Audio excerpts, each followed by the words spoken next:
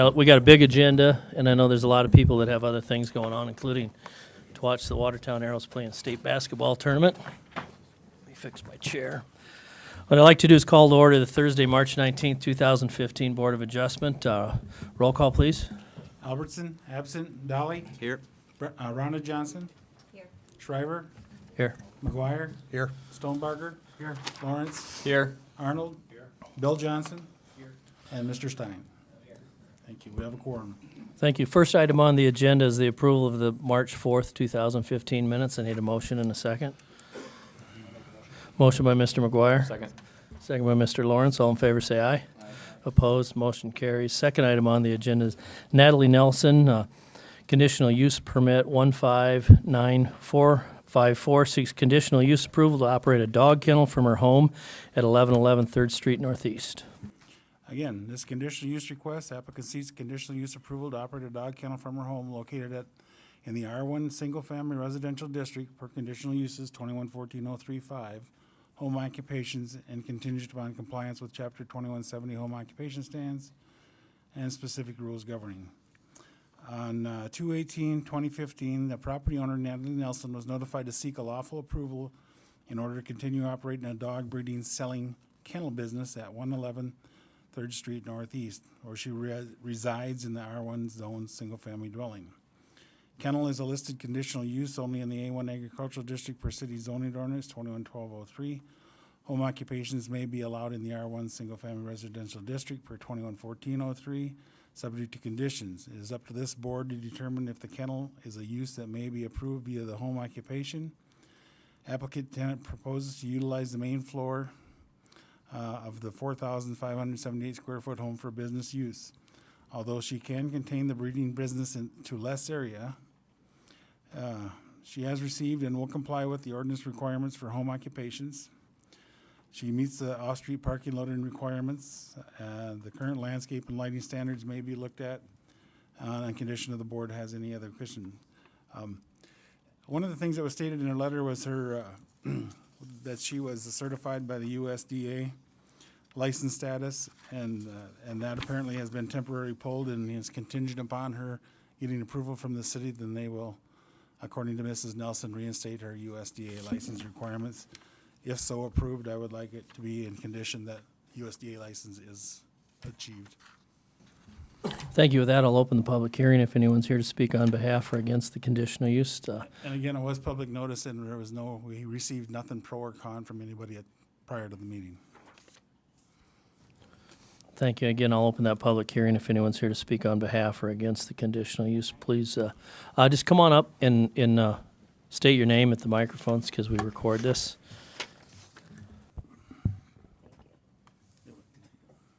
I'm Natalie Nelson, and I live in Watertown.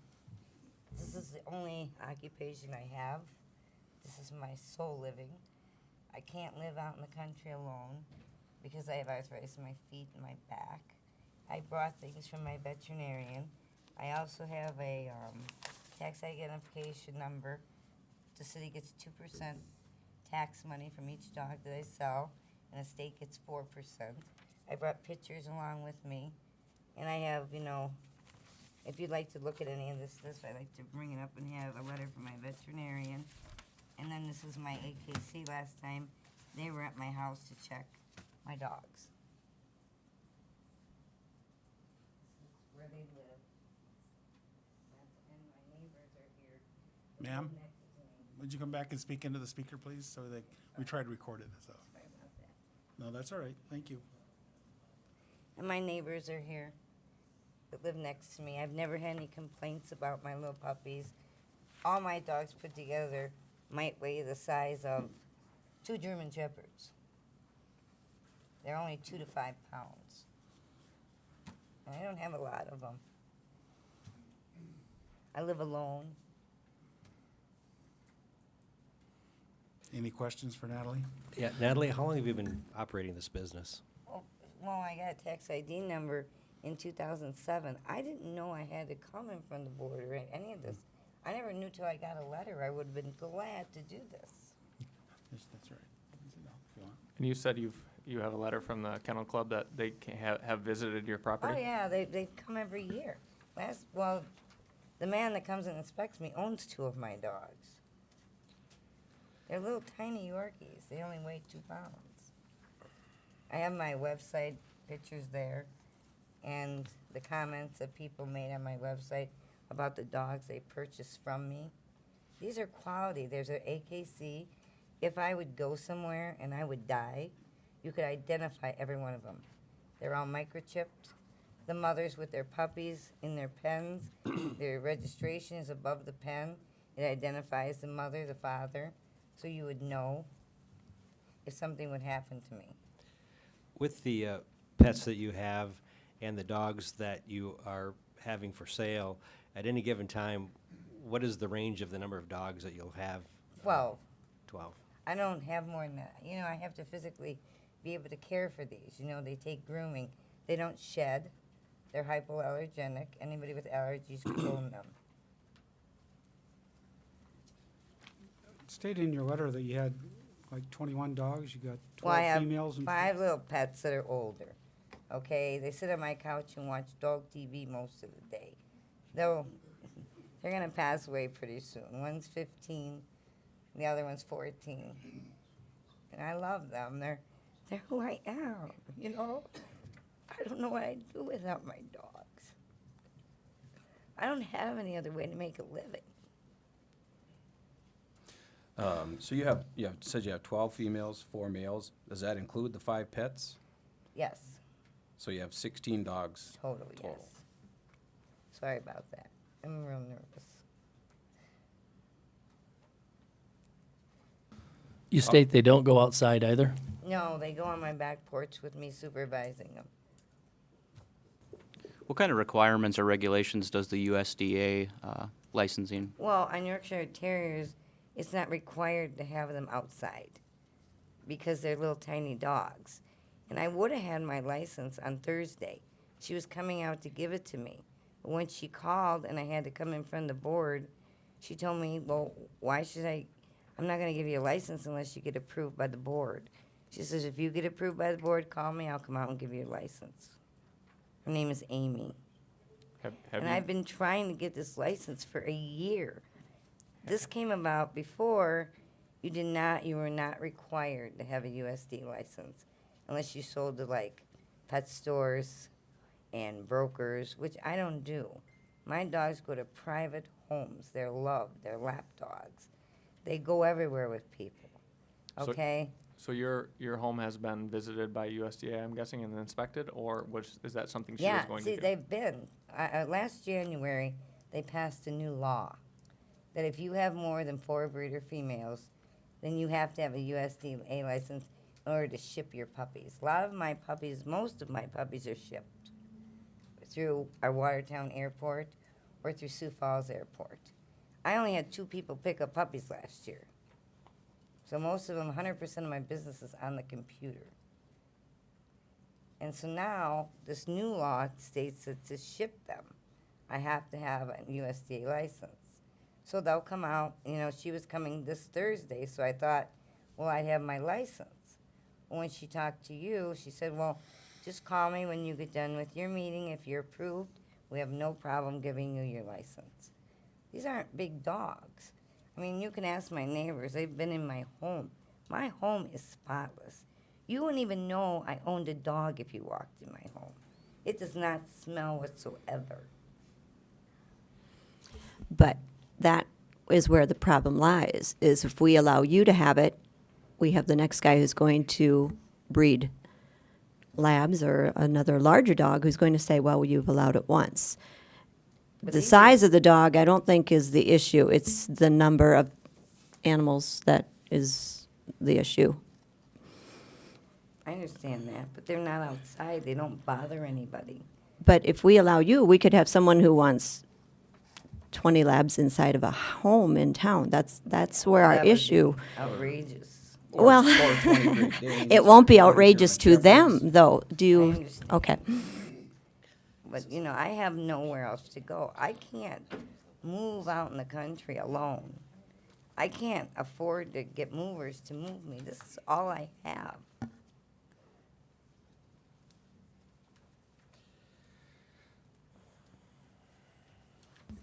Thank you. Any other questions for Mrs. Nelson? Are there any other kennels in an R1 area, or is this a first? This is a first. This is kind of this is an odd request. You know, I know there's other people in Watertown that do have them, but I don't know who they are, okay? Maybe to answer your question, we had one a few years ago in Hidden Valley where there was a house and a gentleman had added rooms onto 2 or 3 different sides of it and had all of his dogs inside. But he ultimately had to shut it down and they moved out of town and got a different place. But Which would be very hard for me because I'm alone. And with my health, it only requires me, I can only drive so far. You know, I could get to county fair, I could get to the bank, and I can get to the airport. Well, my neighbors are here, they can tell you, Mr. and Mrs. Diggs are here, they live right next door to me. They don't even bark at anybody. Do your neighbors that are here, do they live on the north side? Yes, they do. So they're your closest neighbor? They're my closest neighbor. What brought this up? How did this get brought to the attention of the city? I don't know. I got a letter. I think I know how it was brought up. There was a lady in the county, okay? And she had, which was really bad, okay? She had a bunch of dogs in their garage. They were freezing, no heat, not being taken care of. And when she went and spoke in front of the county, she said, well, Natalie Nelson has dogs. Well, then all of a sudden I got a letter. So I think that's where it came from. I don't know where it came from. We can't directly remember. I think it was something like that, though. Now, these were, none of them are identified. They're out in the garage freezing. This is inhumane. I don't do that. My little puppies wear bows in their hair. They have dresses on. Well, I don't think it's a condition of the dogs. It's just a fact of, can it be done or not? I mean, what if your neighbor wanted to start raising German Shepherds? If we say yes to you, do we have to I say don't yes? have neighbors. I know, but I'm just saying, if the next one comes in, he's got 20 German Shepherds, he says, well, you let her do it, you gotta let me do it. You can't discriminate because she's got little dogs and I got big dogs. I understand. I do think that if you were inclined to approve, that you could limit to the species and size in this condition if that was the way you saw it. Also, in a conditional use, we can add any conditions we want in there, including that they have to come back. Can we make them come back and renew the conditional use? Normally, it's upon change of ownership and things like that, but can we allow the conditional use for only a set period of time? So if what we see now looks very well kept, but what if Mrs. Nelson gets old and can't take care of them, and all of a sudden it goes south and Well, it's then I not, would retire. I wouldn't do that to my dogs. They don't deserve that. If you can take care of them, you Well, I should agree. have them.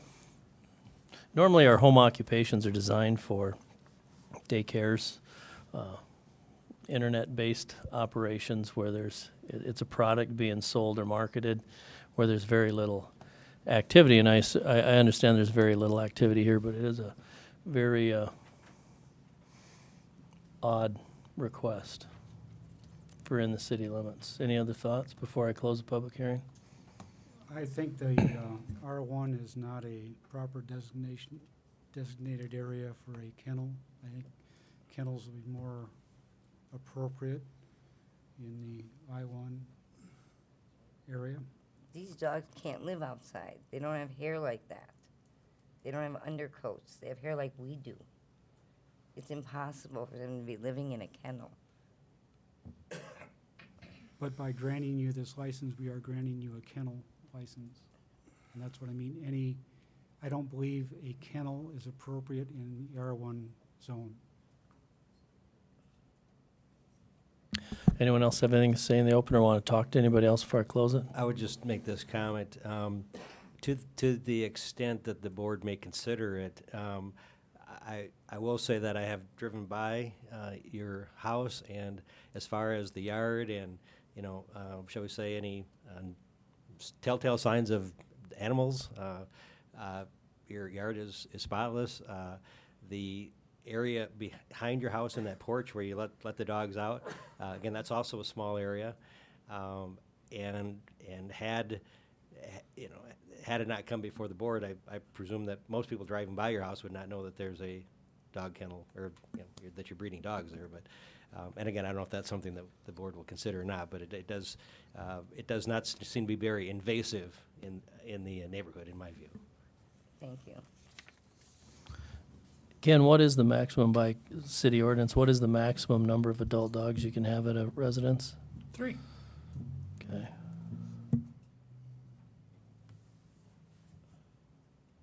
All right, with that, is anyone else here to speak on behalf or against the conditional use? Seeing none, I'll close the public hearing, ask for a motion and a second Make a motion for to approve. discussion. Motion by Mr. Lawrence, second by Mr. Dolly. Further discussion? I go back to what you were saying, Pat. If there's some way we can do some sort of a timed conditional use, so we can keep an eye on this. I also do think it's probably a breed-specific thing. Small breed, large breed. I mean, there's a difference between St. Bernards and Yorkies, I think, in my opinion. So that's just my feeling on it. And Can a person limit the number? You know, we'd have to change the motion to make it part of the conditions that they readdress the board at every 2 years, every 3 years, whatever it is. We also would have the option of limiting the number of dogs there. We currently limit by 3, but to have 16. so you currently have 15 or 16? I currently have, well, there's 14. What does it say on that paper? I'm really nervous. I'm so sorry. No, it said 12 females, 4 males, and then it said I also have 5 pet Yorkies, and that's where we determined that those are part of the 4 and 5, and then you have 2 to 3 puppies per They're year. gonna die pretty soon. They're not gonna live very long, you know? And I have them cremated, and I have urns. I buy urns, and when I die, I want to be cremated. They're gonna put my puppies with me. If the board so desires, we could adjust the motion to limit the number of dogs. Can we also moonlight this? Kind of like a grandfather? She cannot enter into it, you cannot purchase any more dogs, you cannot. you Or can just keep get it- down Oh, to a that's number. fine. I Down to a can't number take by care a of certain any period Correct, of time. Yep. I don't want any more. I mean, I'm very happy with just the ones I have. Yep, I'm just saying when one passes away, that number now our magic number here Oh, now that's becomes one fine. less and one less. God forbid it, Right. but I have no problem with that. And when they die, part of me dies with them. You know, and you'd have to say adult dogs, because like Rhonda says, you can't really tell how many puppies are in, and the puppies aren't there for more than probably 7 or 8 weeks anyway. No, they have 1 or 2 puppies a litter. Right now, I have a mother that has 3 puppies. I have a mother that has 1 puppy that I've been tube feeding every 3 can I amend my hours. motion? Yes, go ahead. I make a motion to approve with a inspection or a moonlight on this every 2 years. We have to go back in and look at this. That there is you're grandfathered in. You cannot but purchase any more or have any more adult dogs than that you currently have, and that if on a complaint basis, we can bring this back up to the board, And she carries a USDA and license. that you carry a USDA Oh, license. no problem with that. I just have to call her. I have amended motion by Mr. Lawrence, second was by Mr. Dolly. Any other discussion? Are we committing ourselves to future kennels? That's my concern. The that's all. one thing is it's a conditional use, which means everyone comes in before us on it. So we could look and say, you know, the question is, can you straight face say, hey, they're little bitty dogs, they don't go outside. My fear is when we say, okay, we agree they don't go outside, but could that be used against us, that that's inhumane, and now we have to let them outside, and then they get outdoor runs, and now they're outside. But I think under the conditions of a home use occupation, we can wire it pretty tight individually. I know it's 2 different birds here, but I also think of it as a, this business has been running since what, 2000? Since I moved here in 2001. 2001. So I look at it as you could look at it as a billboard. You know, once that billboard falls over, they can't put up another one. I'm never. We're not making ever. people take down their billboards. And when I moved to Watertown, you were allowed to have as many pets as you wanted, from what I understood. They are my pets, you know. So what I have is a motion on the table by Mr. Lawrence that says the number of adult dogs cannot exceed 16. We will re-inspect. You will be required to come before the board every 2 years so we can reevaluate the conditional use, and you must carry a USDA license. No problem. Anything else? Any other discussion? All in favor, say aye. Aye. Opposed? Roll call, please. Dolly? Yes. Johnson? Yes. Shriver? Yes. McGuire? Yes. Stonebarger? No. Lawrence? Yep. Arnold? Johnson? Stein? Motion passes. Thank you. Thank you. Third item on the agenda, Gary Fellabaum, conditional use, appeal for a variance, permit number 15955 to allow for the construction of a non-conforming garage in a single-family residence in R1 zone.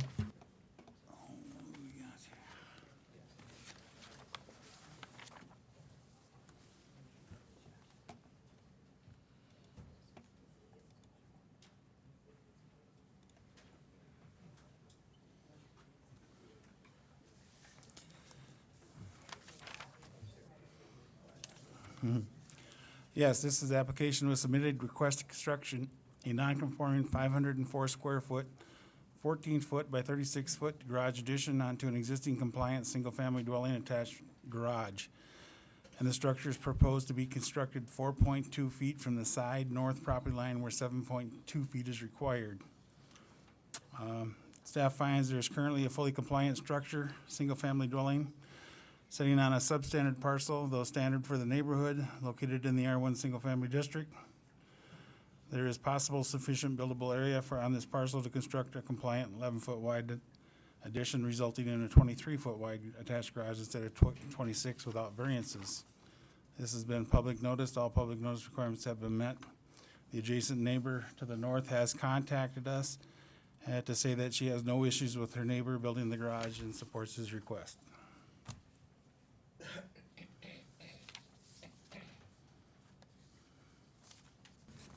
Thank you. With that, I'll open the public hearing. If anyone's here to speak on behalf or against the variance, please approach the podium.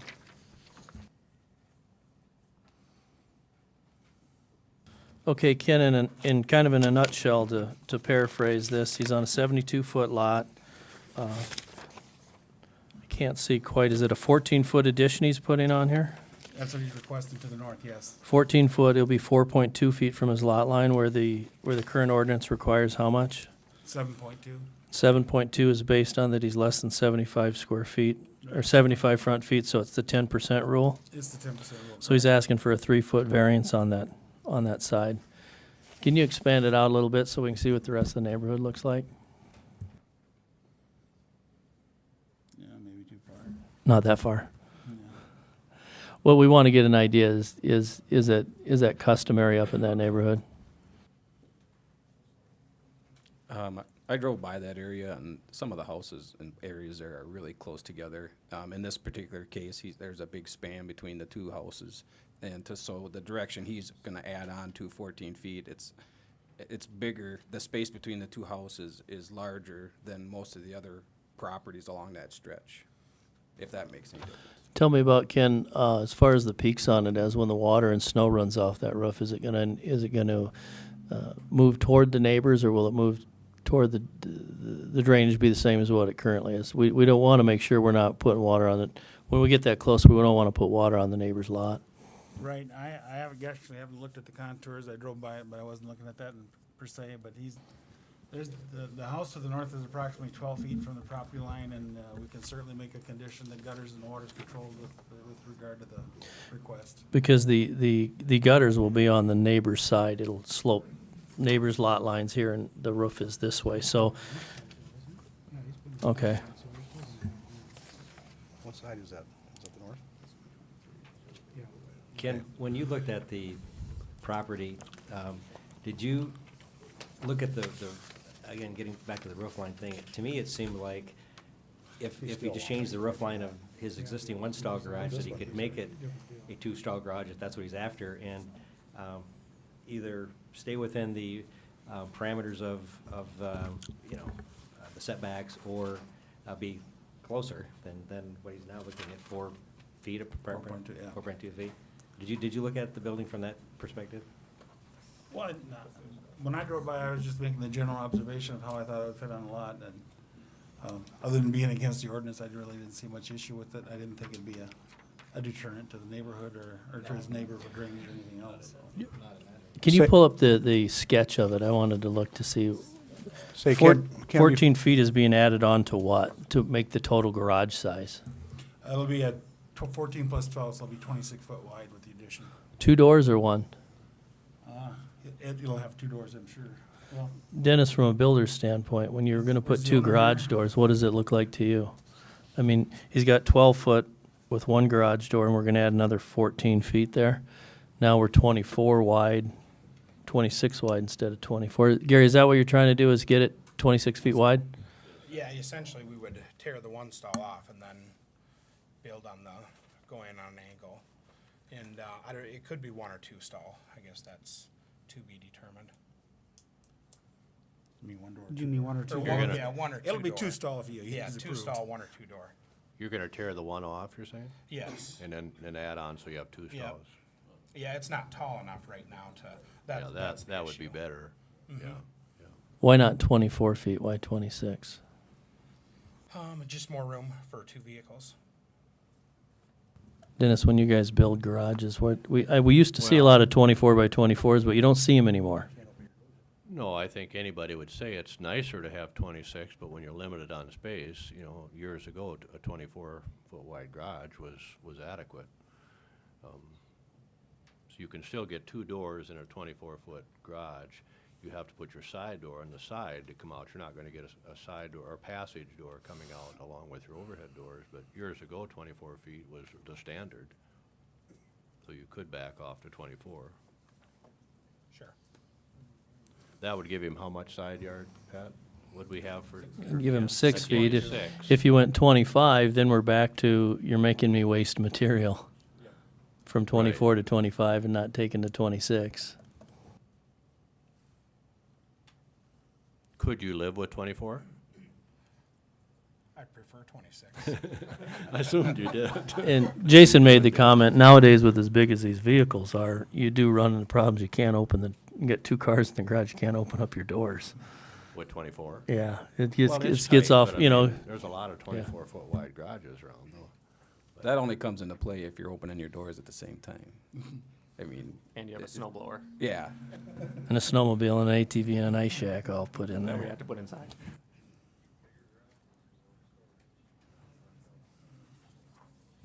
I hate to ask him to go 1 foot less, because I know you're wasting material, and you look and go, I know it's 4.2 feet, so it's a 3 foot variance. How much room, can you pull up and see how much room we have from where the edge of his garage will be to where the neighbor is? And I know it, did it off, just a ballpark, I did it offline, it's approximately 12 feet from the property line to the adjacent neighbor's garage. from the property line. From the property line, so. it's So still with he'd his still be 4, it'd be 16-ish feet. 16 feet. But Which, you have 4 feet now to push your snow off your driveway before you're onto your neighbors. well, not. Yeah, you'd have a 4 foot green space if you extended the cement out to be the same as the driveway. Or you have to push it the other direction. Yeah, or you have 30, No, if 30 you- feet on the other side. If you look at that neighborhood up there, I mean, there's a lot of homes that are that close to the property lines, homes or garages. You got the 2 houses to the north there that are really closer. Yeah. Across the street. Not that it makes it right for this, but you do kind of look and, we're retrofitting a neighborhood that was built in the 60s, when 1 stall garage, you only had 1 car in a household, now you got 2, and the cars are bigger now than they used to be. Well, and I understand 26 is better than 24. It gives you more room along the side. That's, I do think if in the motion, if we approve it, we do need to make sure there's rain gutters that move the water away from the neighbor's side. Anyone have any other questions for Mr. Feldbaum? Is anyone else here to speak on behalf or against the variance? With that, I'll close the public hearing, ask for a motion and a second for discussion. I'll make a motion to approve with rain gutters. Motion by Mr. Stonebarger, I'll second. second by Mr. Arnold. Any other discussion? Seeing none, I'll ask for a vote. All in favor, say aye. Aye. Opposed? Motion carries.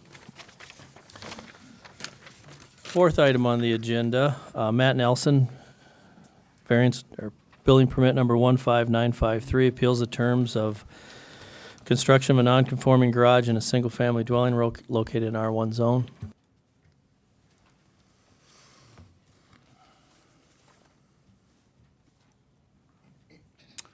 Yes, application was submitted requesting to construct a non-conforming 1,040 square foot, 26 by 40 foot garage addition onto a compliant single-family dwelling. Said structure proposed to be constructed 12.7 from the front west property line where a minimum of 25 feet is required. This is currently a fully compliant structure, single-family dwelling sitting on the compliant parcel located in the R1 single-family residential district at the lake. There's sufficient buildable area, 15,538 square feet on this parcel to construct an attached or detached accessory structures without variance. The parcel lacks standard infrastructure requirements. The applicant has not requested variance from any unfulfilled requirements. If application is endorsed, the board may consider fulfillment of unfulfilled requirements or waiver of right to protest. All public notice requirements have been met. We have not received any public input from anybody pro or con prior to this meeting. Thanks. With that, I'll open the public hearing if anyone's here to speak on behalf or against this. I'm familiar with this one. It's down the road from my house. I drive by there all the time. This is kind of a funny deal. This is one of the roads, when you're out at Lake Kempesca, anytime a county road dumps into the lake, it's public access. And that puts him on a corner. You know, and that's where he's run into his variances. He's more than 9 feet from the property line, but because he's considered a double front yard as to having two front yards like he lives on a corner, he's required to be 25 feet back from that property line. It's a completely unimproved road. That's the farthest thing from a corner I've ever seen. It's really basically it's a side yard, and that access down there acts more like a side yard owned by, I don't know, the county, the city, the state, whoever that may be.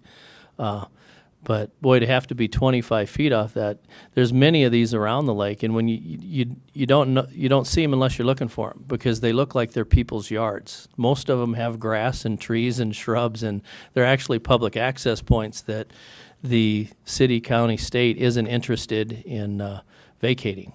Correct? Correct. So, I mean, this is one that he's 12.7 feet off the lot line. He's supposed to be 25 feet off. How big a garage is he building? 26 wide by 40 foot deep. So we go back to what we just did, is it's 26-foot wide garage again. He's 12.7 feet from the lot line. His neighbor, is that Game Fish and Parks, or is that county? City. City. That's city. So we're his neighbor. What do we? Yeah. Are we controlling our weeds? But anyway, this is one of those, and the other thing too is, if you notice, this is Arizona Avenue. This is an area we've talked about in our comprehensive land use plan, where we see the single stall garages across the road. That's what we talked about last week, where not all of that property across the road is owned by an adjacent landowner in the structure. But just for a point of reference, this is an area we see often. Is Mr. Nelson here?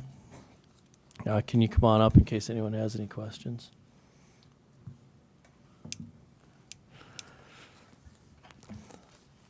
You can just state your name, so for the record we know. I'm Matt Nelson at 312 Arizona. Anybody have any questions for him? Are you gonna replace the one shed that's in the corner? Or you're just No. is it gonna go right next to it, kind of thing, or? It'll be attached to the house, right where the 312 is. Yep. And it'll stick out about 16 feet to the north. And then that driveway that's what our thought is, as far as the driveway would come off of Arizona on the backside of that current, they call it a garage, it's a Okay, shed. I see now. I get it. Okay, thank you. Are you getting rid of the two accessory sheds when this is built then? The one shed on the east side is gone. We tore that down this summer. And then the garage that it's labeled that'll stay. And you're within code with having one Yeah, accessory all three of those would structure. have been left within code, Oh, actually. you couldn't You're leave them. allowed to have an attached garage, a detached garage, and a shed. Okay, all right. Any other questions for Mr. Nelson? With that, I'll close the public hearing, ask for a motion and a second for discussion. Make a motion to approve. Motion by Mr. Lawrence, second by Mr. Dahl. Any further discussion? All in favor, say aye. Aye. Opposed, motion carries. Fifth item on the agenda is City of Watertown seeks conditional use approval for the construction of a sporting events facility in R3 zone at 1515 15th Street Northeast.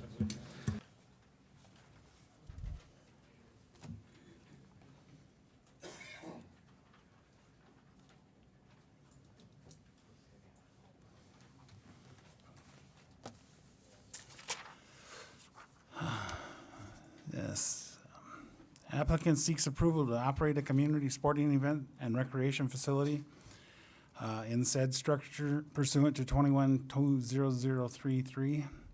Clubs, lodges, and community centers are contingent upon compliance with specific rules governing conditional uses included but not limited to 2102-022. Currently, the application seeks variance relief from the following terms of the city ordinance, of which is a 44-foot in height where a maximum of 25 feet is allowed by ordinance. And again, of course, the conditional use for the community sporting event and recreation center by conditional use. Clubs, lodges, and community centers is a listed conditional use in the R3 multifamily residential district per city ordinance.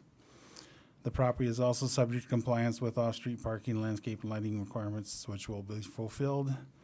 This parcel is in the process of preliminary planning, after which it can be replatted. The board must determine if the plan shows satisfactory provisions and arrangement concerning the ordinance sections identified above. Can I have a question? Certainly. A house in an R3 can be 35 feet high. How come this is only 25 in our ordinance? Because when Where we did that come revised the from? ordinance a little while ago to make that 35, we overlooked this section of it. It should have been lifted too for other uses within the R1 district that are bigger. We did do part of it, we just missed one. Again, this is a conditional use. We decide whether this is an appropriate place based on the ground and the location for a recreational facility owned by the city. Correct. We have the preliminary plan for this coming in the next meeting, Correct. where we can take a look at the roads and streets and structures and things like that. Meets all setbacks all the way around. Yes. With that, I'll open the public hearing if anyone's here to speak on behalf or against the conditional use. Anyone have any questions for anyone on it? Seeing no one, I'll close the public hearing, ask for a motion and a second for discussion. Motion by Mr. McGuire, second by Mr. Stonebarger. Any other discussion? Seeing none, I'll ask for a vote. All in favor, say aye. Aye. Opposed, motion carries. Any old business, Ken? I do have one quick item for the open, I'm sorry. Oh. It's quick. Tim, give it over here, please. We've been rediscussing Women's Resource Center, and they are, this question you brought to me before as to where we're at on that. They've come in and they've rearranged this, and they're getting ready to do the curb and gutter and everything else work.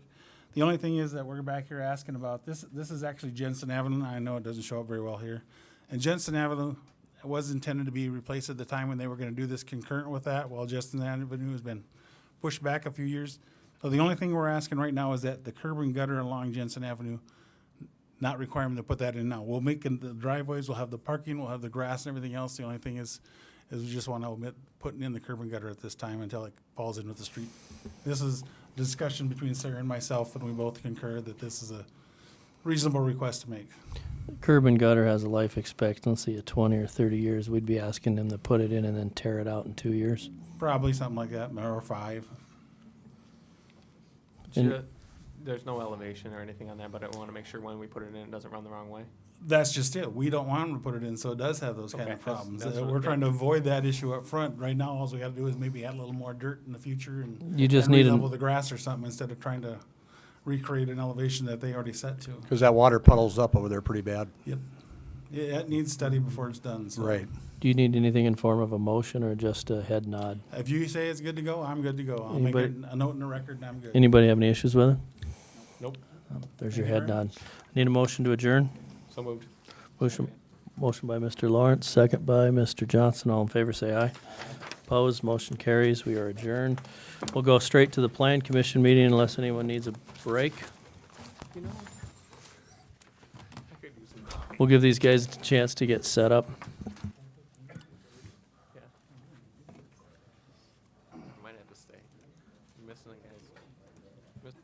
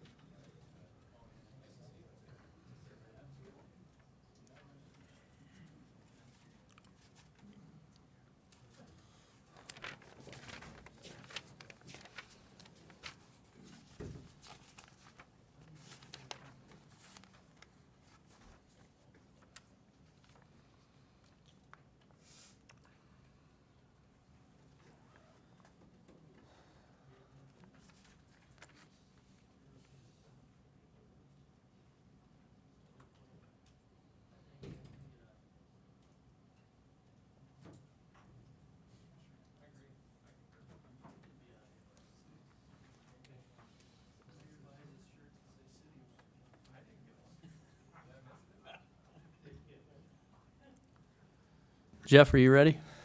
I am, Pat.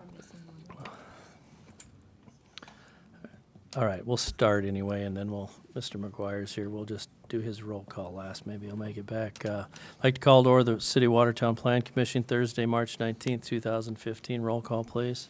Dolly? Here. Johnson? Here. Shriver? Here. McGuire? Here.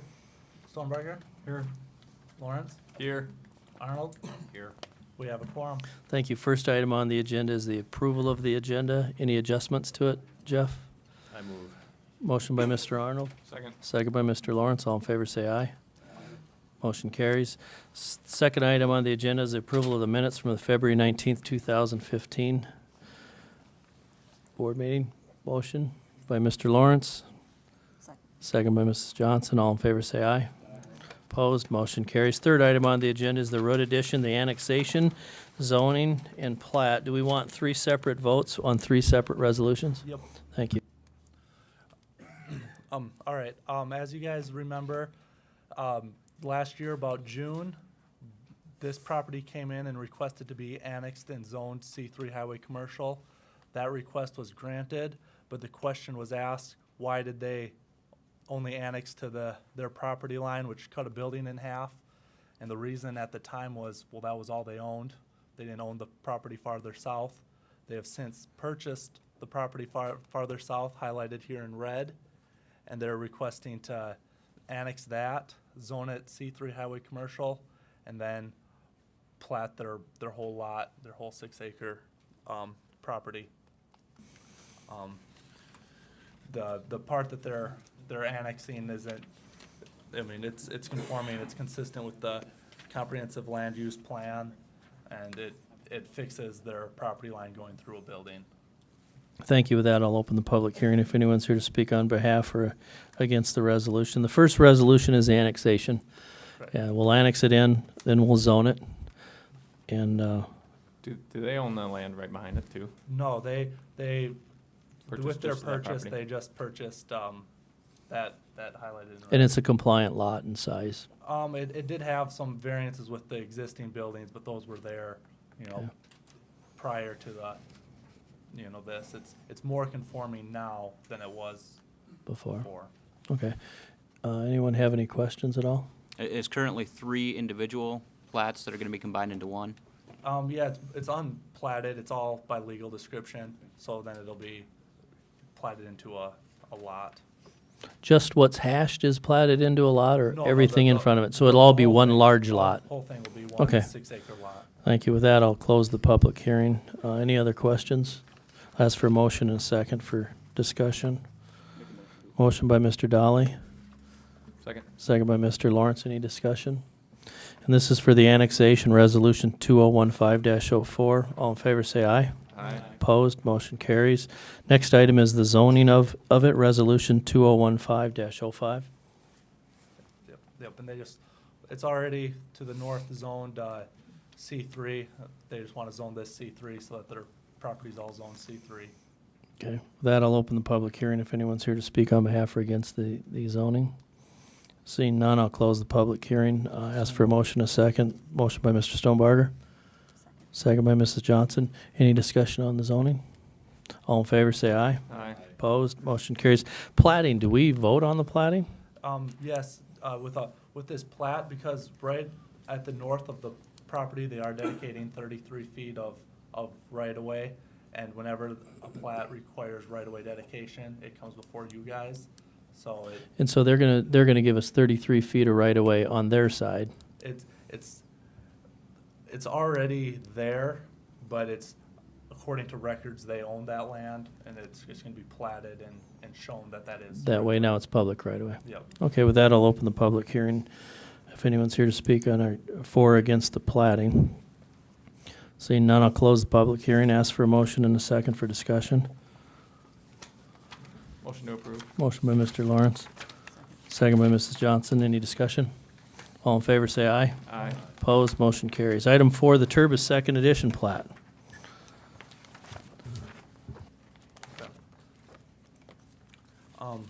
This property right here is requesting to be condo platted.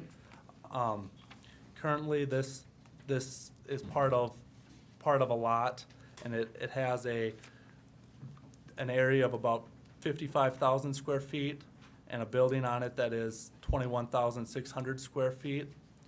And he wants to condo plat it. I'm gonna pull it up. Condo plat it as shown here, to have 9 individually owned units and then 1 unit as a common area. The petitioner is requesting this because he would like to sell off the units individually as he so wishes. Some facts about this property: there hasn't been a preliminary plan for this area. The property only has 1 connection to sanitary sewer. This plat will bisect Lot 1 of Turbis Addition.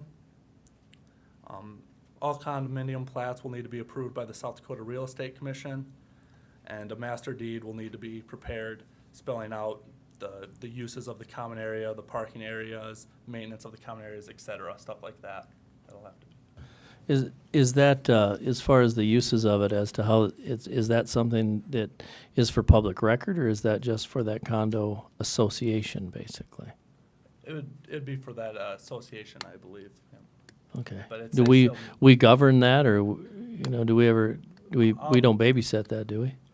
No, with the plat that was done with Williston Edition, last year, we did record it at the courthouse with the rest of the plat documents, just so it was recorded on file and it spelled it all out there. It's good you said the Williston Edition, the same owner. Is it the same concept? We're doing the same thing we've done in the past out there? It is the same owner, and it's generally the same idea, yeah. Okay. And the reason to condo it out is so you can sell individual units, and then they'll have an agreement as far as common area maintenance and upkeep. Yep. And this is a contractor shop, Yes, I believe so. generally. I mean, it could be, at the more liberal end contractor shop, it could be used for other, is it zone C3? It is zoned. I-1, I believe. Okay, Yep. so zoned I-1, so any uses in the I-1. With that, I'll open the public hearing if anyone's here to speak on behalf of the Jeff, I have a question. resolution. Yes. When you say this was kind of like the Williston Edition, how does it vary? The Williston Edition was done as a PUD, so that whole process came before you guys every step of the way. The construction of the building came before you guys, and So it wasn't a condominium plot? well, it, Because when I read, we don't have a definition for condominium plot in our ordinances. The only thing we have is a condominium, and that's multi-unit residential structures. And I would hate to see any kind of an apartment in this contractor shop area. So I'm confused when he calls it a condominium plot. I think Luke's got the answer. Luke Muller, First District. The question about the condominium plat is a reference essentially to state law. State law references condominium plats as to how they are and how they go forward. The portion about the real estate agreement that has to be on file, that's a condition through state law that they've got to go through. I'm going through because I've worked with a few of these types of things before, and actually here in Watertown, I worked with one when I was serving as zoning officer here as well.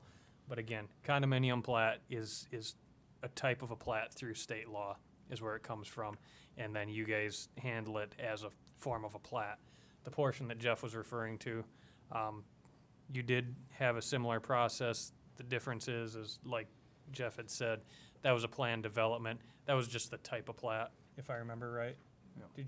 You did a condominium plat? That for one was platted regularly. It Yeah, wasn't a condo okay. plat, but So anyway, the point is that we have in some cases required a letter of assurance with the city on condominium plats, but in effect, they basically tied them to the real estate agreement. They're more or less recitals of what that was, and I think the last one that I recall was one Mr. Munger was involved in as well. So if we call this a condominium plat, then we have issues, what's the setback, what's the lot size, what's all this kind of stuff, or can we call it something else and get around that, seeing how we don't have a definition for that in our ordinance? and that's Later on in the agenda tonight, we put a discussion item as condo platting procedures to try to address some of those concerns moving forward, so that way we have, better rules in place for what the setbacks and. So we're gonna approve something we don't have it defined yet, we're gonna define it later, right? City attorney advised us that this could go through this way, but I was uncomfortable with that, so I put it on the agenda to define what the term means and give us a process for And we can do doing as it long as we consistently. reference to the state. We don't have any reference. Like John Right. said, all we have In is our a- ordinance, we're just using what the state has set forth Right. for their guidelines. But in our definition, it does say residential, however, it's zoned in I-1. There's no. we need residential to, in we I-1. need to tweak our We need to clean it code. up. And I think we see more and more of this. There's more demand for, may it be, storage units like that. Guys don't want to build the big buildings, but they just need that size that's inside there. I'd like to add that we are not requiring this plat. People do condos all the time where they have numerous people owning a building and each person owns a unit in it, and it's not platted per se with a map like the one that's in your packet that's recorded at the courthouse. It's just done with an agreement with the sellers and buyers. And by legal description, By right? legal description. Yeah, most of them, you see, Right. a couple of the ones I looked at, the lots, the legal description includes their slice of the parking lot and front and back of the building. This is probably a lot cleaner as Yeah. far as us having the ability to make sure the place is clean and well Right, kept. but if someone comes to us with a request to do a condo plat, I think we should We have a need to be able to procedure. accommodate it. Yep. Okay, all right. With that, I'll close the public hearing, ask for a motion and a second for further discussion. I'll move to approve. Motion by Mr. Arnold, second by Mr. Lawrence. Any other discussion? I guess I have a question. The water and sewer, do they all have their own water meters? And obviously, there's only one sewer line, so I got that answer. It'd have to be run by the association, is what I heard over my shoulder.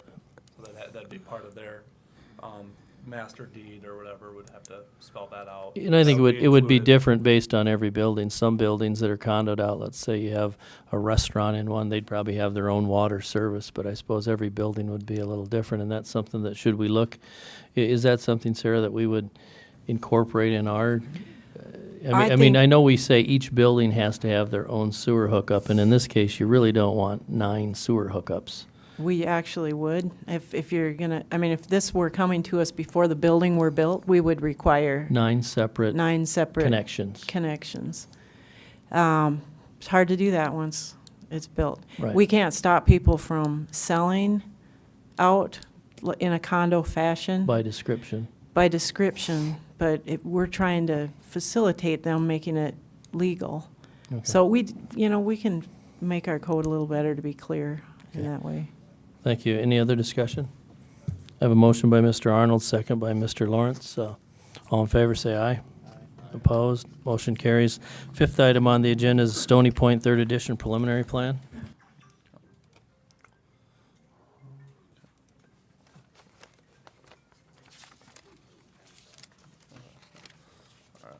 Do you want?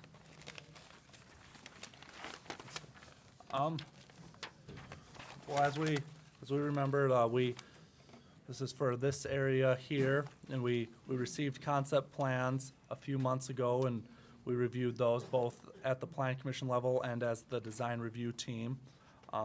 We reviewed them, we made comments, and then the developer updated those plans, a little bit, and they've provided the plans. The developer's here next to me. If you want to open the public hearing and ask him anything, or I can go through our list, or however you want me to handle this.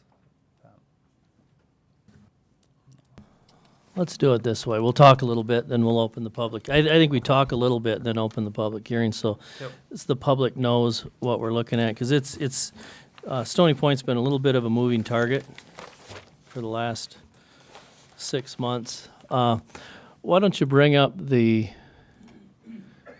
give us a further out view, and I'll bring the board up to a few things. You want this map out. that they've drawn, or do you want the GIS? I know that one right there. Okay. Some of we've got a new an updated resolution that was handed out before the meeting.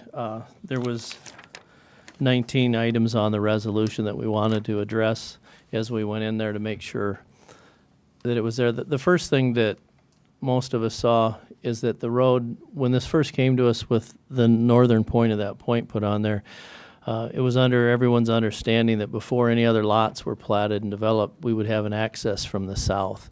And in the first packet we got, it showed that that road to the south was not in the first phase, but it is under the understanding now.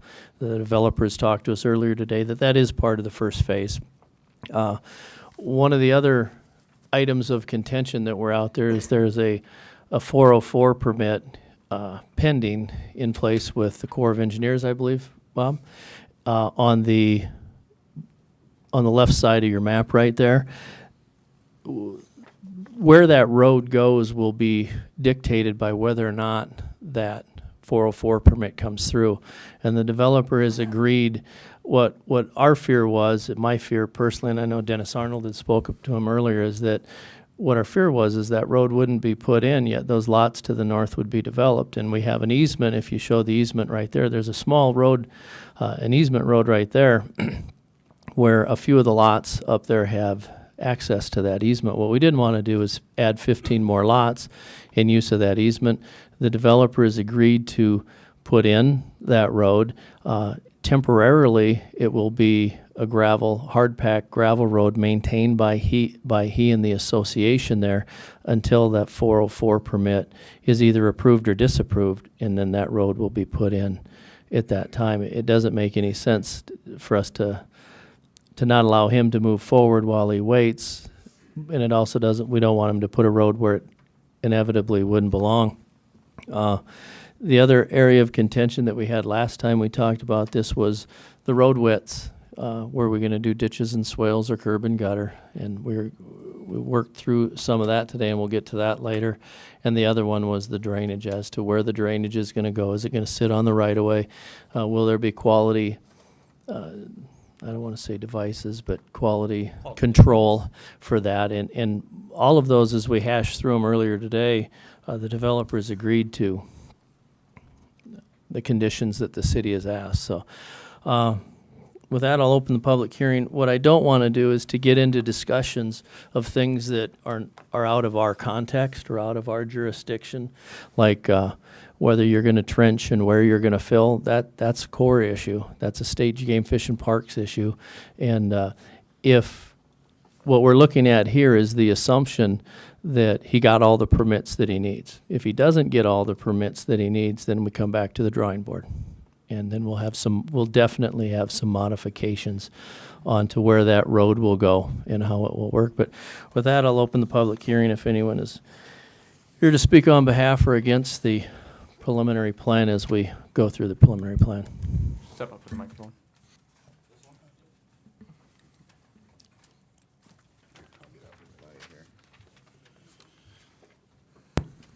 My name is Rhett Russell. I'm a biologist with the South Dakota Game Fish and Parks Wildlife Division.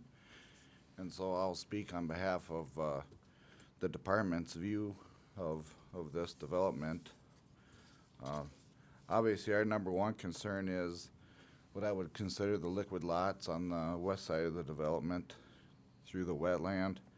You mentioned the 404 permit earlier. The 404 permit is a Corps of Engineer permit that will come before Game Fish and Parks and be reviewed by us. And we either say, yes, we recommend approval, or no, we do not recommend approval. At this point, we would not recommend approval for the 404 permit that's in place. Basically because of the fill into the wetland adjacent to Lake Kempesca. Our number one reason for being against this is there's only a couple remaining suitable areas on Lake Kempesca that provide spawning sites for bluegill, crappie, and perch and other game fish in Lake Kempesca. This wetland is also, we feel, a very important area for rearing habitat of all game fish species, including walleye, perch, bluegill, crappie, and others. Wetlands like this we feel, are very important in water quality. Many pollutants and nutrients are often absorbed in cattail settings like this and trapped with the wetland vegetation. This in turn reduces the chance of algae blooms and other events that we don't like on Lake Kempeska, and none of the residents on Kempeska like. And that also in turn helps prevent fish die-offs both in the winter extremes and the summer extremes. You can get fish die-offs because of algae blooms in the summer as well. One thing we view on this is a natural lake in South Dakota, and whenever a shoreline to a natural body of water or lake is altered to made into something that it wasn't, we see a lot of negative effects. Some of them that come in mind are severe erosion, both summer and winter, flooding situations, and siltation. There's no doubt that this channel that could be created here in the plan is going to eventually silt in. And that just ends up being a problem for not only the lake, but also for who would have been on the lots there. Obviously, the reason they want them lots there is to have access to the lake, and if it's silted in, we have a problem. So when the Hidden Valley Channel was dredged a few years ago, we approved the 404 permit process on that under the agreement that we would not disturb the wetland just to the east, and for reasons I mentioned earlier, and that's why we signed off on the original 404 permit at that time. In addition to the 404 permit, another permit that would be needed would be a permit to modify shore and bottom lands below the ordinary high water mark. This map doesn't show the ordinary high water mark, and I would have to get a meandered map to explain this, but basically what that does is it says that the lots currently proposed on the west side of this development would require this permit. And as it is proposed at this time, we would not approve that permit. So in closing, I'd just like to say Game Fish and Parks is not opposed to development of the Stony Point area. We're just very concerned about the elimination of wetland, one of only a couple remaining wetlands on Lake Kempeska, which is a very important body of water to not only Game Fish and Parks, but the city of Watertown. So.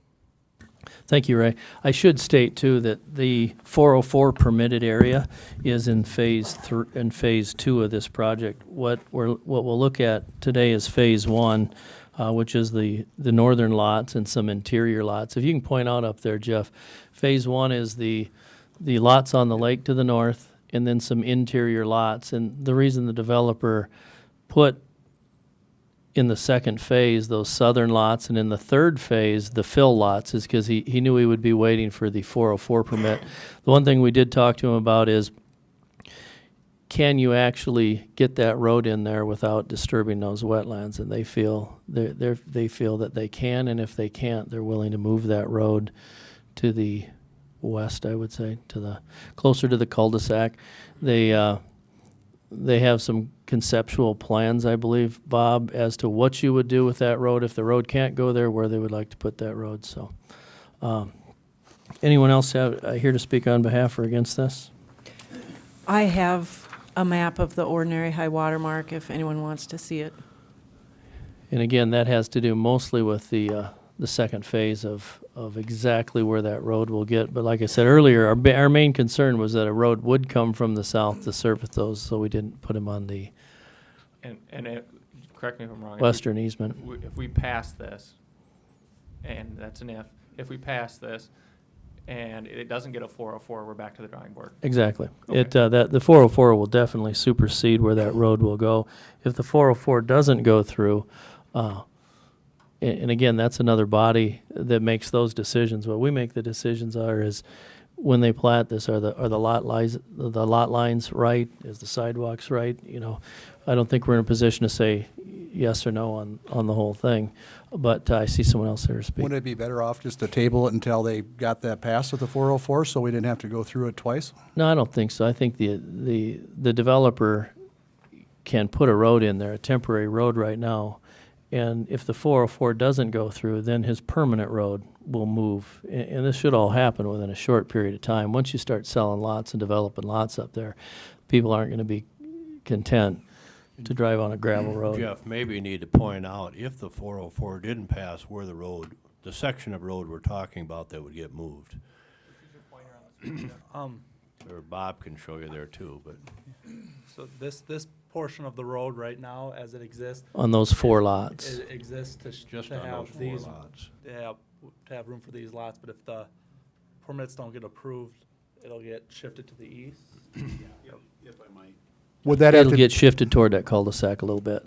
Yeah, it would be shifted towards the cul-de-sac. The reason the road went here in the first place is because there's a water line clear on the west edge of that road. And in order to keep that utility under the road, that's when we decided we'd try to fill. Correct. The water mains that were put in are on that. Yeah. The road is basically going on top of where the water mains were originally put. And it does make a difference too. If that road moves, there'll be some discussion as to who's going to move those water lines possibly too.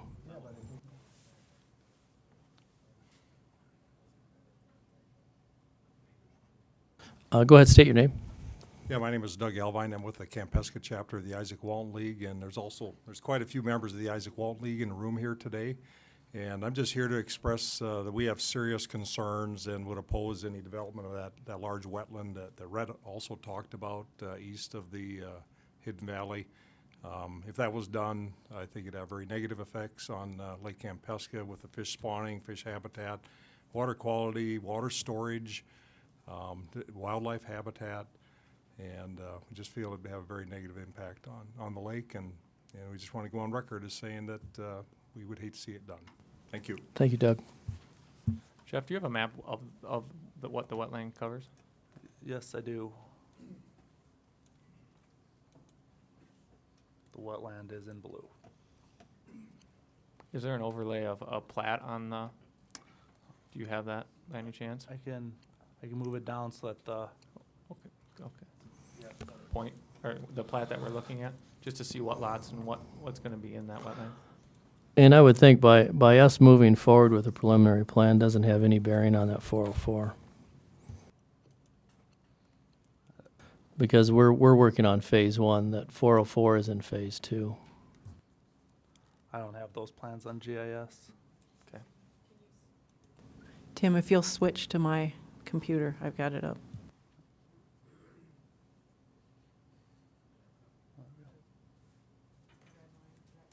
So.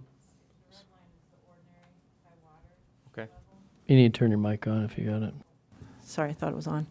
The red line is the ordinary high water mark, and I'll turn off the wetland map for a sec here. The yellow lines are the proposed lot lines. So this is dry land, and this is fill. This is dry, this is fill.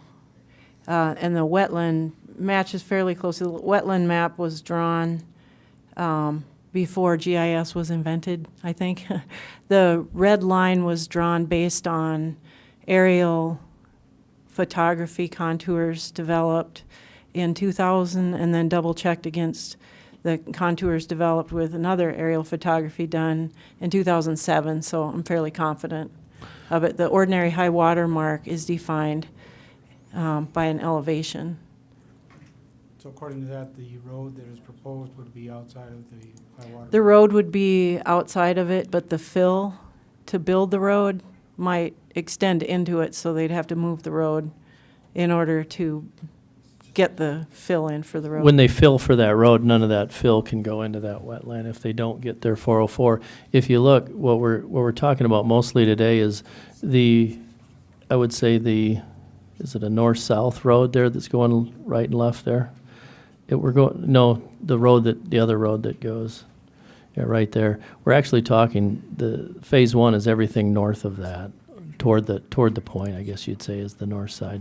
That's what we're working with today, and that's why when we talked earlier, we weren't comfortable putting that road in concrete until that 404 comes. A couple of things. One, when you put a road in, you need to let it settle for a while anyway. How are they gonna access that phase 1? Are they coming in from? The south. The south, so they're gonna build that southern road all the driveway up on. I'll pull that up again. The idea is the southern road, see where the purple line is? The southern road, is that correct, Dennis? I'll let you understand where these roads go a little better than I do as far as what we talked about earlier, or what the developer's ideas are. Let me just explain the southern road.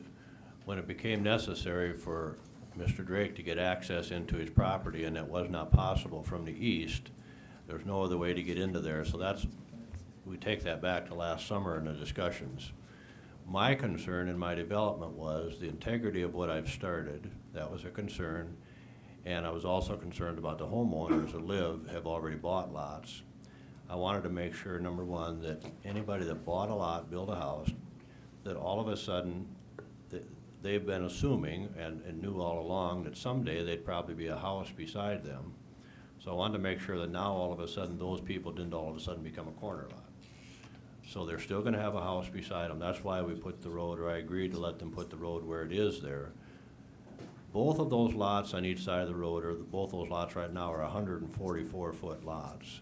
So once you take the road out of there, they're still, 100 foot, I think, roughly 100 foot. I do my math real quick, but there's 100 foot of a 100-foot wide lot on both sides of the road.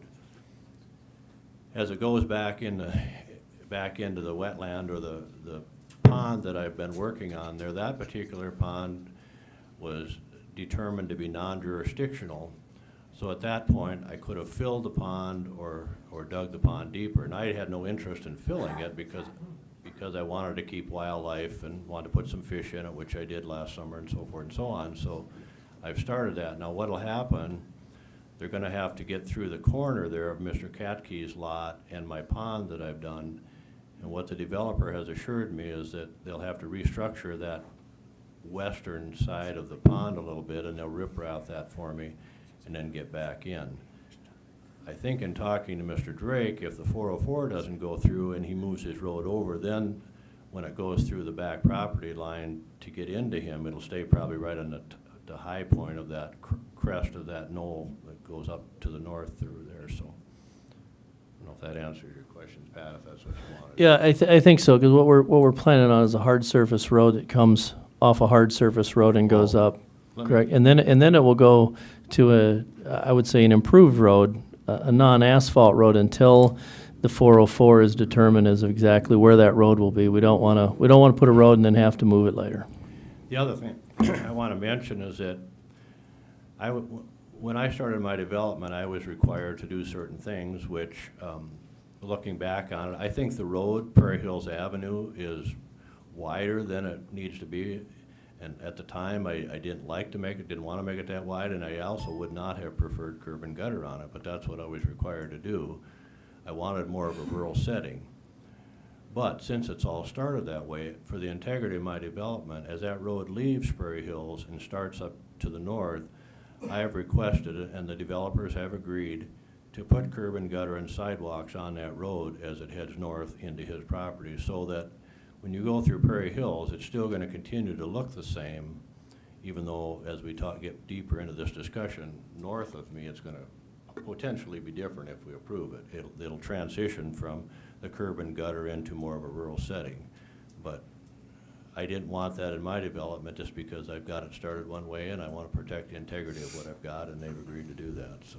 And part of the reasoning is why this southern road was so important was the easement that comes off South Lake Drive there is only a 20-foot easement, if I'm correct. It was 20 or 22? 20, wasn't it? 20. Yeah, it was a 20-foot easement, which isn't big enough to put any roads, and that easement in the future will be for an emergency use only.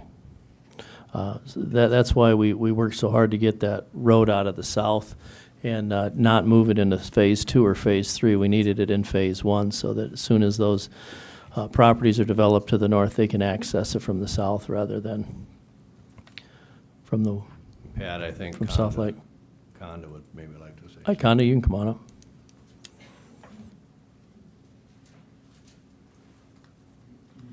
Conda Williams. I own Stony Point property.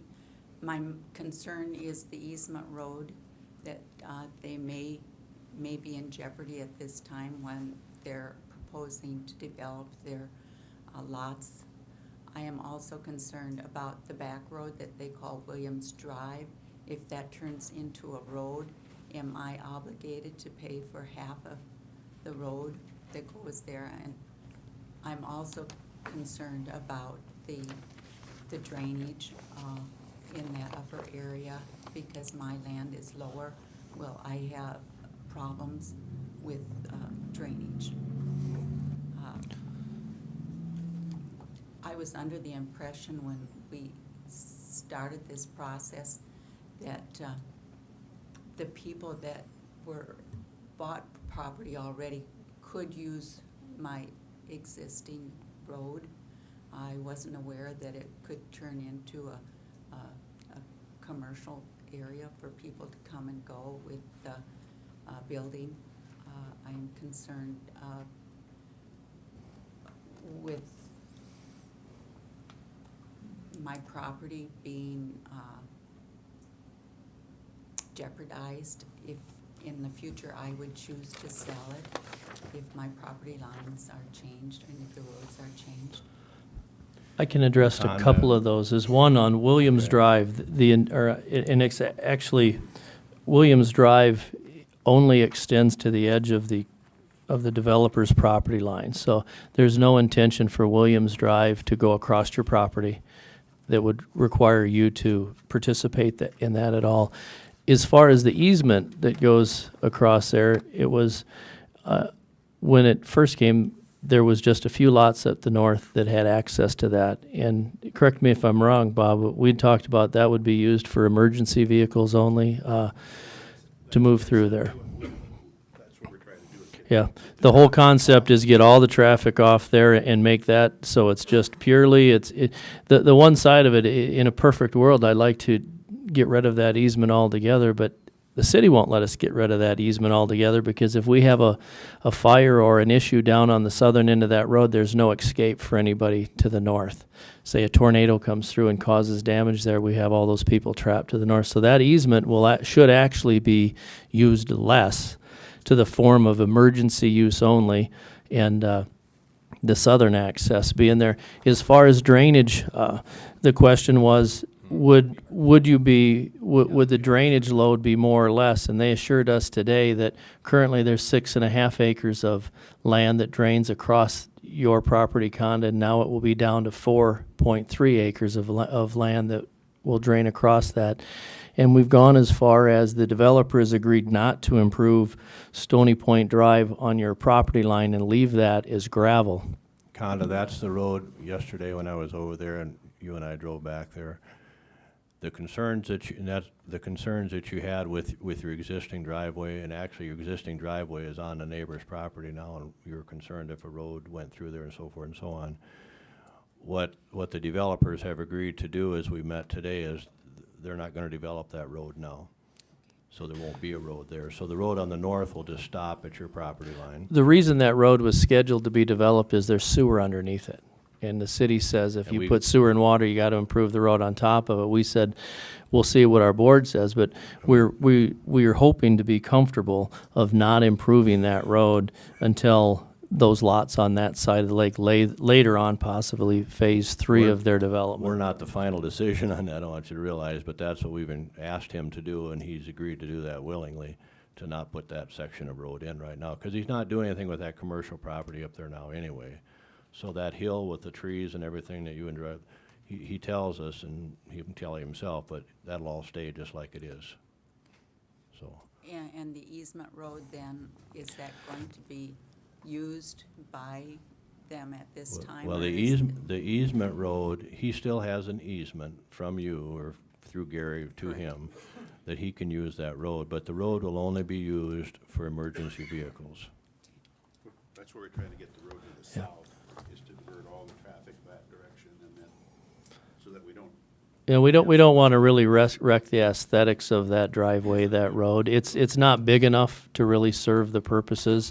You can't get 2 vehicles on it, and rather than going through the process of improving that road to the maximum ability of that easement, still wouldn't give us what they actually need for the load that's up there. So that's why they've agreed to come from the south and try to move all the traffic down onto Prairie Hills Avenue and off that easement.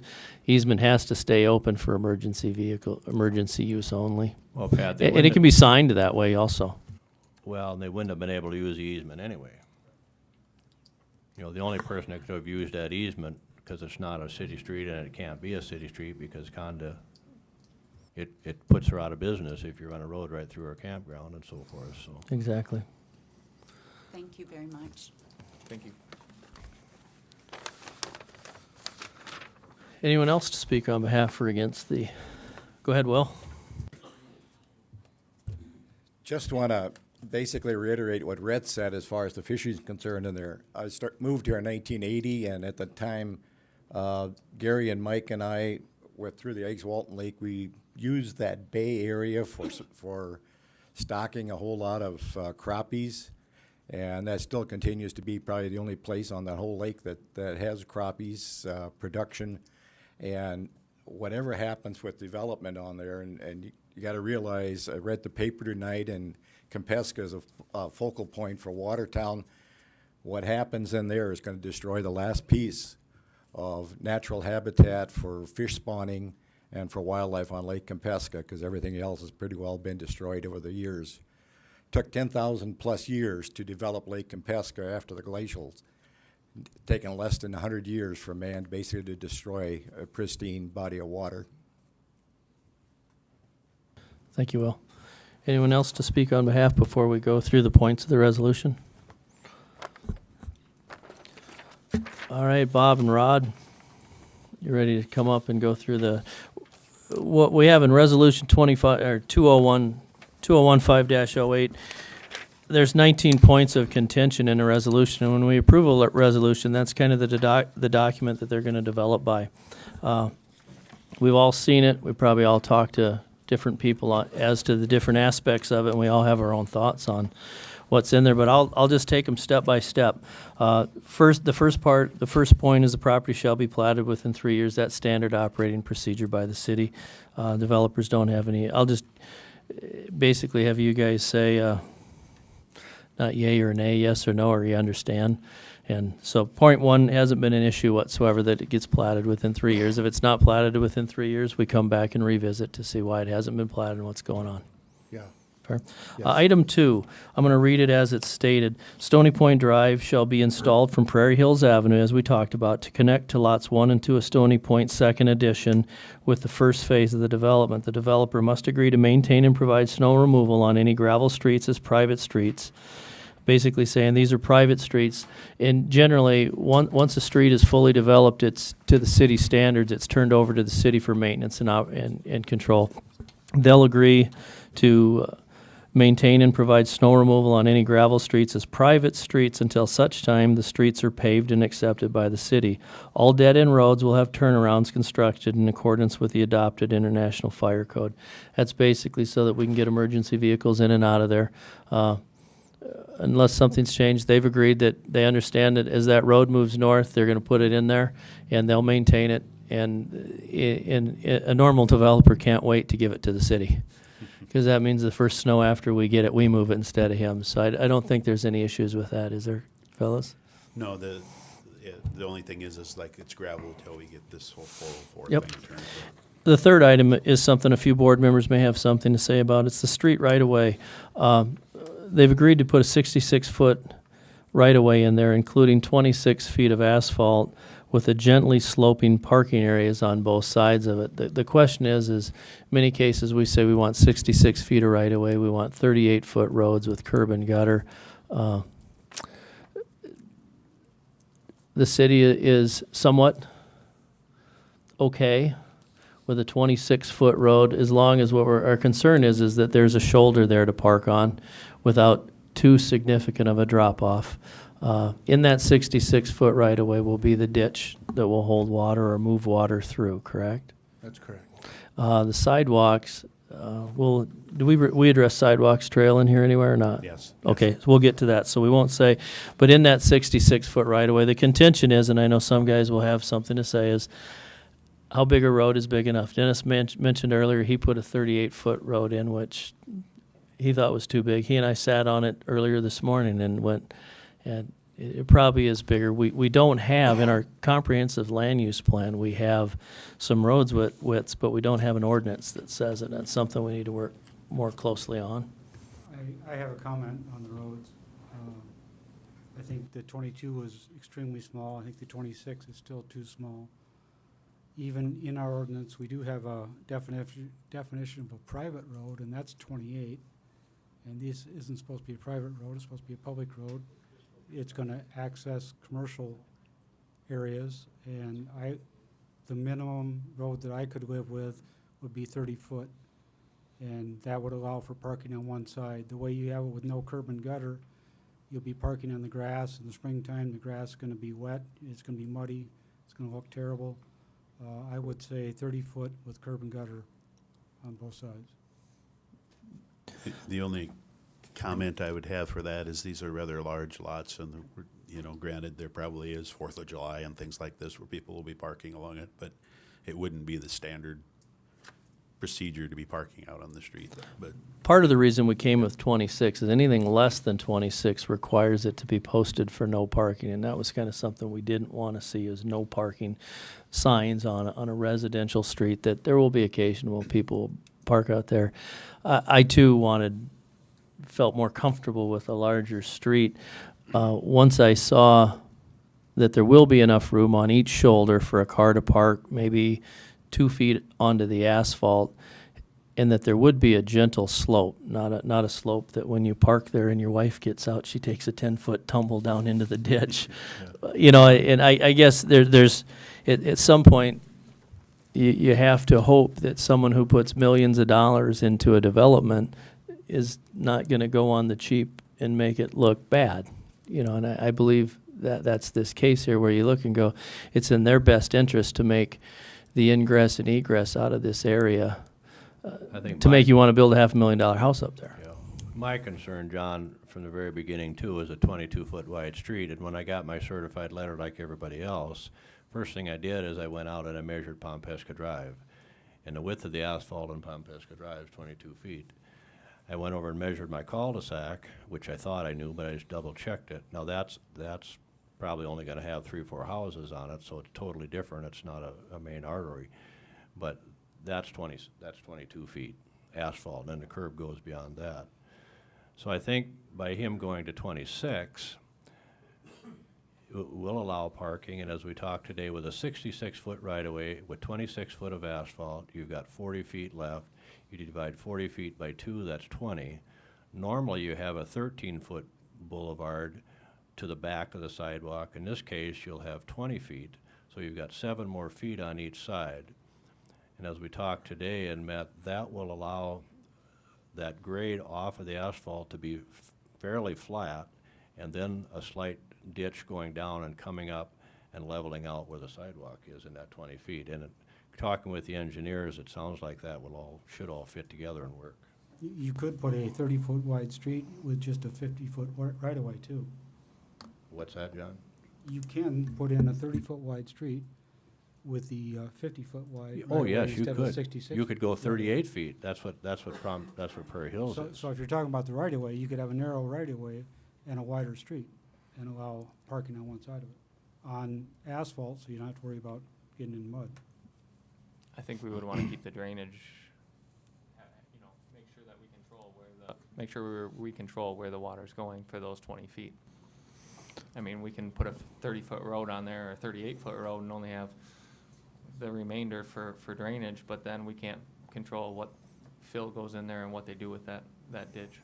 I will make a note too that as I explained that, I said 66 foot of right away. I want to make a point of contention that Williams Avenue and Hunk Potty are a 54 foot right away, and that was also we thought that would be sufficient based on what the load was on those streets.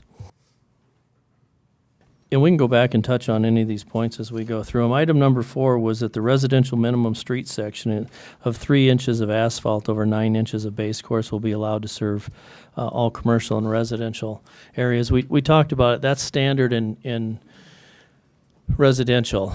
There are 2 commercial lots up on there, and we had a discussion, and the developer had a discussion as should we have more. More is always better, but more is always more expensive too. And the thought was, hopefully, the commercial exposure up there isn't to the point, and it's a smaller percentage of land use up there, that we could make the 3-inch asphalt and the 9-inch base Well, work like we do in most residential I areas. think what you have to consider on the developer side, if we like to see larger lots, excuse me, we can have smaller lots up there, and he could take every one of those lots and divide it by 4 and make 4 out of 1, the same thing that I could have done. But what you end up with is you get your infrastructure costs so high it doesn't pay to do it. And a good example of what I've got down there, you cannot multiply your sale price by 4 or even by 3 or even by 2 and sell a lot and recoup your costs on it. So if we want larger lots in the city where you can have some green space and things around it, you're gonna have to make some concessions somewhere along the line, or it doesn't pay a developer to go out and do it. If I went back 11 years, there's no way I would start Prairie Hills, because it does not pay to do it. So that's where I'm willing to give and take a little bit on some of these other things, because I've gone through it myself. And the thing is, it's a beautiful area. It's one of the nicest areas, and I know developers will say, it's my stuff, I'll do what I want, why are you in it? But we want, as a community, we want it to be done properly. Number 5, Hunk Potty Circle will be allowed to have a cul-de-sac with a 50-foot radius. I believe we're all okay with that. The streets and fire, we're okay with a 50-foot. You've got, okay. My question was, is the fire department, all that, did they sign off on that? 50 feet works for radius. We're not talking diameter, we're talking radius. That's a standard cul-de-sac. Okay. Item number 6, the center planning island that was shown in Hunk Potty wouldn't be allowed. The garbage turnaround trucks and developers didn't have an issue spending less money in there. The idea with that was just something different, something that was in there. I see Rod kind of still really wish we wouldn't get in your business so much. Item number 7, the developer has the option of, this is going back to our sidewalks. I'll read it as it's stated. The developer has the option of installing a 10-foot wide asphalt trail or a 4-foot wide sidewalk adjacent to all lots. Sidewalks would be constructed at the time of the building permits are issued. That's when the lots are sold and built on. But the trail will be installed at the time the road option's chosen. And I would add to that, the trail would be on one side. Correct, correct. And It's as we hashed through that, what we said was, he's gonna run a trail, it's not gonna be a wide road, it's gonna be a separate trail. Instead of sidewalks on both sides, he's gonna put a 10-foot wide trail on one side, and it will be installed at the time of the road. Whereas we wouldn't have complete sidewalks up in there for 15 years. We'd have sidewalks that start and stop as homes are built. A trail would be nice. The trail would come, if you bring it up there, the trail would come off of Prairie Hills Development's bike trail, and it would work up through that same road system that he currently has up there. And that bike trail would get designated to the city for our maintenance? Or? It's a wonderful question. I would suppose, yeah. At the same time that the road goes to the city. And we thought from an aesthetic standpoint, it would be kind of neat. I mean, that's a walking trail that goes all the way from Prairie Hills up around the top of Stony Point and back down to Prairie Hills. Whereas we could have had sidewalks on one side or the other, variable, walking through gravel, dirt, mud to get to the next sidewalk to the next one. It's difficult for bikers and joggers and everything to be on a narrow sidewalk.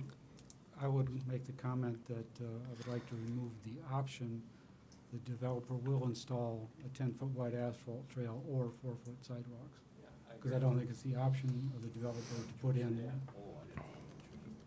Yeah, I agree. It's the way it's worded, he has the option of doing that. He doesn't have to do that, but he has the option of putting in a If he wanted, he could back out of the trail and make the individual landowners put their sidewalks in, like we allow every other developer in town to do. Right, meaning, part of it is we sit across at 1 o'clock in the afternoon of the day of the meeting, we sit across from one of the two partners and say, hey, we're thinking this would be a lot better deal for us. Bob, are you okay with trail and no sidewalk? No, that's No, not what no, he's, that's not what we're saying. saying. Oh. The way it's worded, it says, he doesn't have to do either one. He has Oh, the okay, option. okay, I got you. Take the word option out, and Okay. then you still can do either or. Okay, If you sounds take good. option out. It's- And that trail That's would what go along Williams Avenue or just on the Stony Point Drive up to the point? I believe it was anywhere there's roads. It wraps Yeah, the whole actually- road all the way around. Well, actually, what we talked about doing, if, I don't know if I can get this on here, there we go.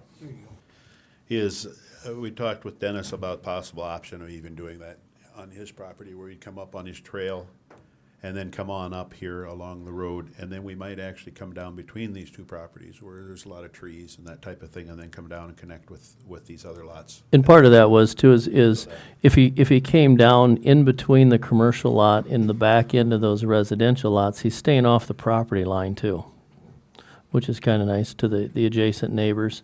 And it would be a bit of a buffer between the back of the residential and commercial lots. I suggested that the trail go on the east side of the road. I don't know if it's a big deal, I just thought it might be less intrusive at this point if it was on the east side. And then it goes up to the pond too, and could connect with anything I'd have there and then go on up into his property, but I guess that's all to be discussed, but, yeah. Item number 8 was no plat will be recorded until the park dedication requirement's been met with the satisfaction of the park board. The park board has said earlier in the January that they'd like park dedication up there. There's some questions as to whether we're too far in the process to dedicate park or not. That's something that will get hashed out between the developer and the city. Fair enough? The developer is required to obtain the South Dakota DENR stormwater permit. That's standard. They understand that. No platting of lots, fill permit, dredging, or building permits will be allowed to block 1, lots 7 through 10 until the U.S. Army Corps of Engineers, South Game Fish and Parks have issued permits which would allow the certain lot sizes. That's what we talked about earlier, that 404 permit down on the bottom. We're not going to do anything down there until the Game Fish and Parks and the Corps says yay or nay. Item number 11, no platting of lots, fill permits, dredging, building will be allowed within Block 4 until the U.S. Army Corps. Same thing. That's the one that's closer over to Pompesca. And again, that's in a later phase of this project. 13, verification must be provided that the existing gravel road easements across lots 2 and 3 of Stony Point may be used for emergency ingress and egress for the public and fully serving commercial and residential up there. That's basically saying that we want to state that easement coming from Stony Point is for emergency use only. And they'll do everything they can to have it marked that way and used that way and not buffered, but it's. I have a question on that one. So, would they need the property owners of the easement, where the easement lies, to make this go through, to change that from a common use easement, or whatever the verbiage is to it? We have the ingress, it's just that we'll work with property owners to try to even restrict it further, is what it is. Yeah, the idea with that is to make that even a more restrictive easement than what it currently is. Right. What's the second half of that mean, though? Sarah, you typed that today. I read it basically We as talked it was. about for emergency, but then you said. Where it says and serving fully. You said serving Well, I fully wanted it developed to be, commercial and residential I just think it should be clear to the property owner of the easement that this easement is there forever for everything that develops up there, not just for a few homes. This is a fully developed subdivision at some point, which will have emergency access. That means that road's going to be plowed during the winter. It's going to be maintained in its state. It's a small road, but it has to be there so that emergency vehicles can get in and out. That's for the city Forever. protection that we, that's our Because there was some- second inlet outlet. You got, what we have in our code, if our roads are over 550 feet, you have to have a second out. And if the property owner said, no, my easement doesn't serve commercial development, that's not part of the deal, you're done, you can't use it anymore, then the city has people living up there that don't have emergency access, and that's not okay. This development absolutely needs to have that easement. And without it, this development can't happen within our rules because we need a secondary route out unless there's another one platted somewhere else. And I was just a little bit uncomfortable with the way that the easement And is I written. understand that. I just am not sure that's the way that's worded, though, because you talk about emergency ingress and egress for the public, and then you say, and serving the fully developed commercial and residential development. Well, So- for So emergency, you're saying two different things there, aren't you? Okay, I'll add something, and I'll say, the addition may be used for emergency ingress and egress for the public and serving the fully developed commercial and residential properties, Stony Point additions for emergency use For only. For emergency. yeah. Fair enough? Well, it is. But my question, getting back to when condo was up here, it kind of bothered me when, we're going to be selling, what, 7 lots or whatever? Six Okay. lots up there essentially, yeah. Before the road is brought up. No, the road will be brought up. It'll be a gravel road that's brought up before we plat that or That- we Before sell you it. That's a move any dirt condition. up there to get those The road, lots. we'll have a road, but it's gonna be a temporary road. we It didn't, might we stretch. discussed putting that in the resolution, and I did not get it in the resolution. But you did agree to that, That's- right? That- that's what we So were we can planning on add doing. another Any condition. equipment moving soil up there to make those lots presentable will come up from the south and not That through. was the plan, is to develop that road coming down, so that. That's not my because- question. My because question going is there across won't be Conda's- any trucks Conda's going is- on her well, property. Conda's way too narrow Okay. and way too whatever. It's just a, we're trying to do Rhonda? our best to stay off The- of her. You know, and the I You one, would understand write what that I'm to say, saying. no building permits will be issued until that road is constructed. Building Temporary permits, road they is still constructed. move a lot of dirt. Or no permits. Prior No to, permits. okay. I can say All no right. grade, no permits. Okay. and part of the reason the developer was interested is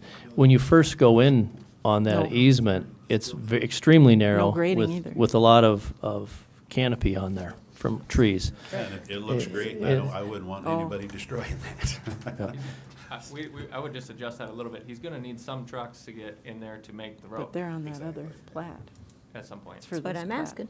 But the idea is That's not on this. that's not an everyday That's on use for Jacob's. contractors to get up there. It's Well, gonna be an and- emergency easement, Yeah. road use for And easements. Mr. Chairman, the other thing is, like I say, before we can build up there, we're basically putting that road in. So Exactly. hopefully that would I have a restrict question. it somewhat. I have a question for Chip, I guess. I've seen in some apartment complexes, they have road barriers with chains, and I'm looking at the villa. Yeah. Is that a possibility on this? No. Okay. Part of that reason is there is one house halfway up there that needs to get, you can't. I'm just talking at the end of Williams Way or. Well, it you has know. to do with, when there's 30 living units in a development, you have to have 2 ways in and out. Okay. For egress, and with the villa, we talked about, it would benefit both property owners if there's a fire that we could get our trucks in and out and staging and stuff. Can't so. you make like a breakaway fence that you get to smash through? Well, then we'd have you driving through it all the time. All right, item number 14, the developer will be responsible for maintaining the gravel road described in item 13 above and all private gravel roads, so the safe access is ensured at all times during all seasons.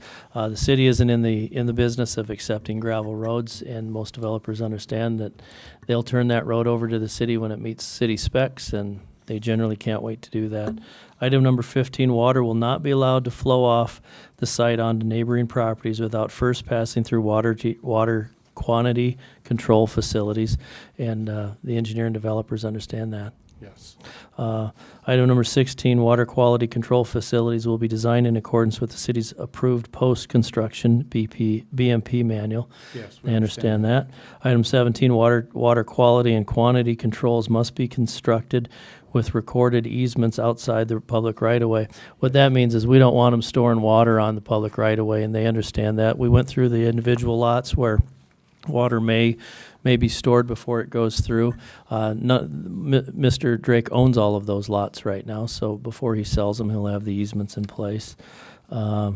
Easements will be obtained in channels constructed by the developer to safely convey the 100-year developed flow rates from the site to the receiving water body prior to recording any plat. They understood that. That's a standard operating procedure in developing.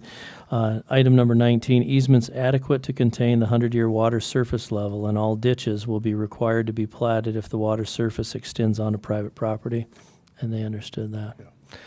Anything else we missed? Bob or Rod? Question back on number 8, when you said something about parkland, that it may be too late to address that? There was a question was in concern. In January, the preliminary plan or a concept plan came to the Park and Rec Board, and they said at that time they would entertain the option of taking park land rather than compensation for it. What the Park and Rec Board would like to do is go out there and take a look at it and decide where would be the best spot for a park, and they're in the process of doing that.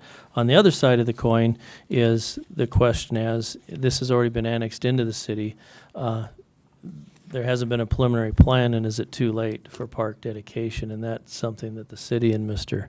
Drake are going to, they have a slightly difference of opinion on that, and Stanton and his attorney will get together on that. This is a master plan or a Mhm. concept plan, Yep. and it says, on any land, with the exception of commercial or industrial zone property, is annexed or master planned into the city limits, the person or persons requesting such annexation and master planning shall dedicate an amount, area equal to 5% of the land zone annexed. So this would be Yep. the time.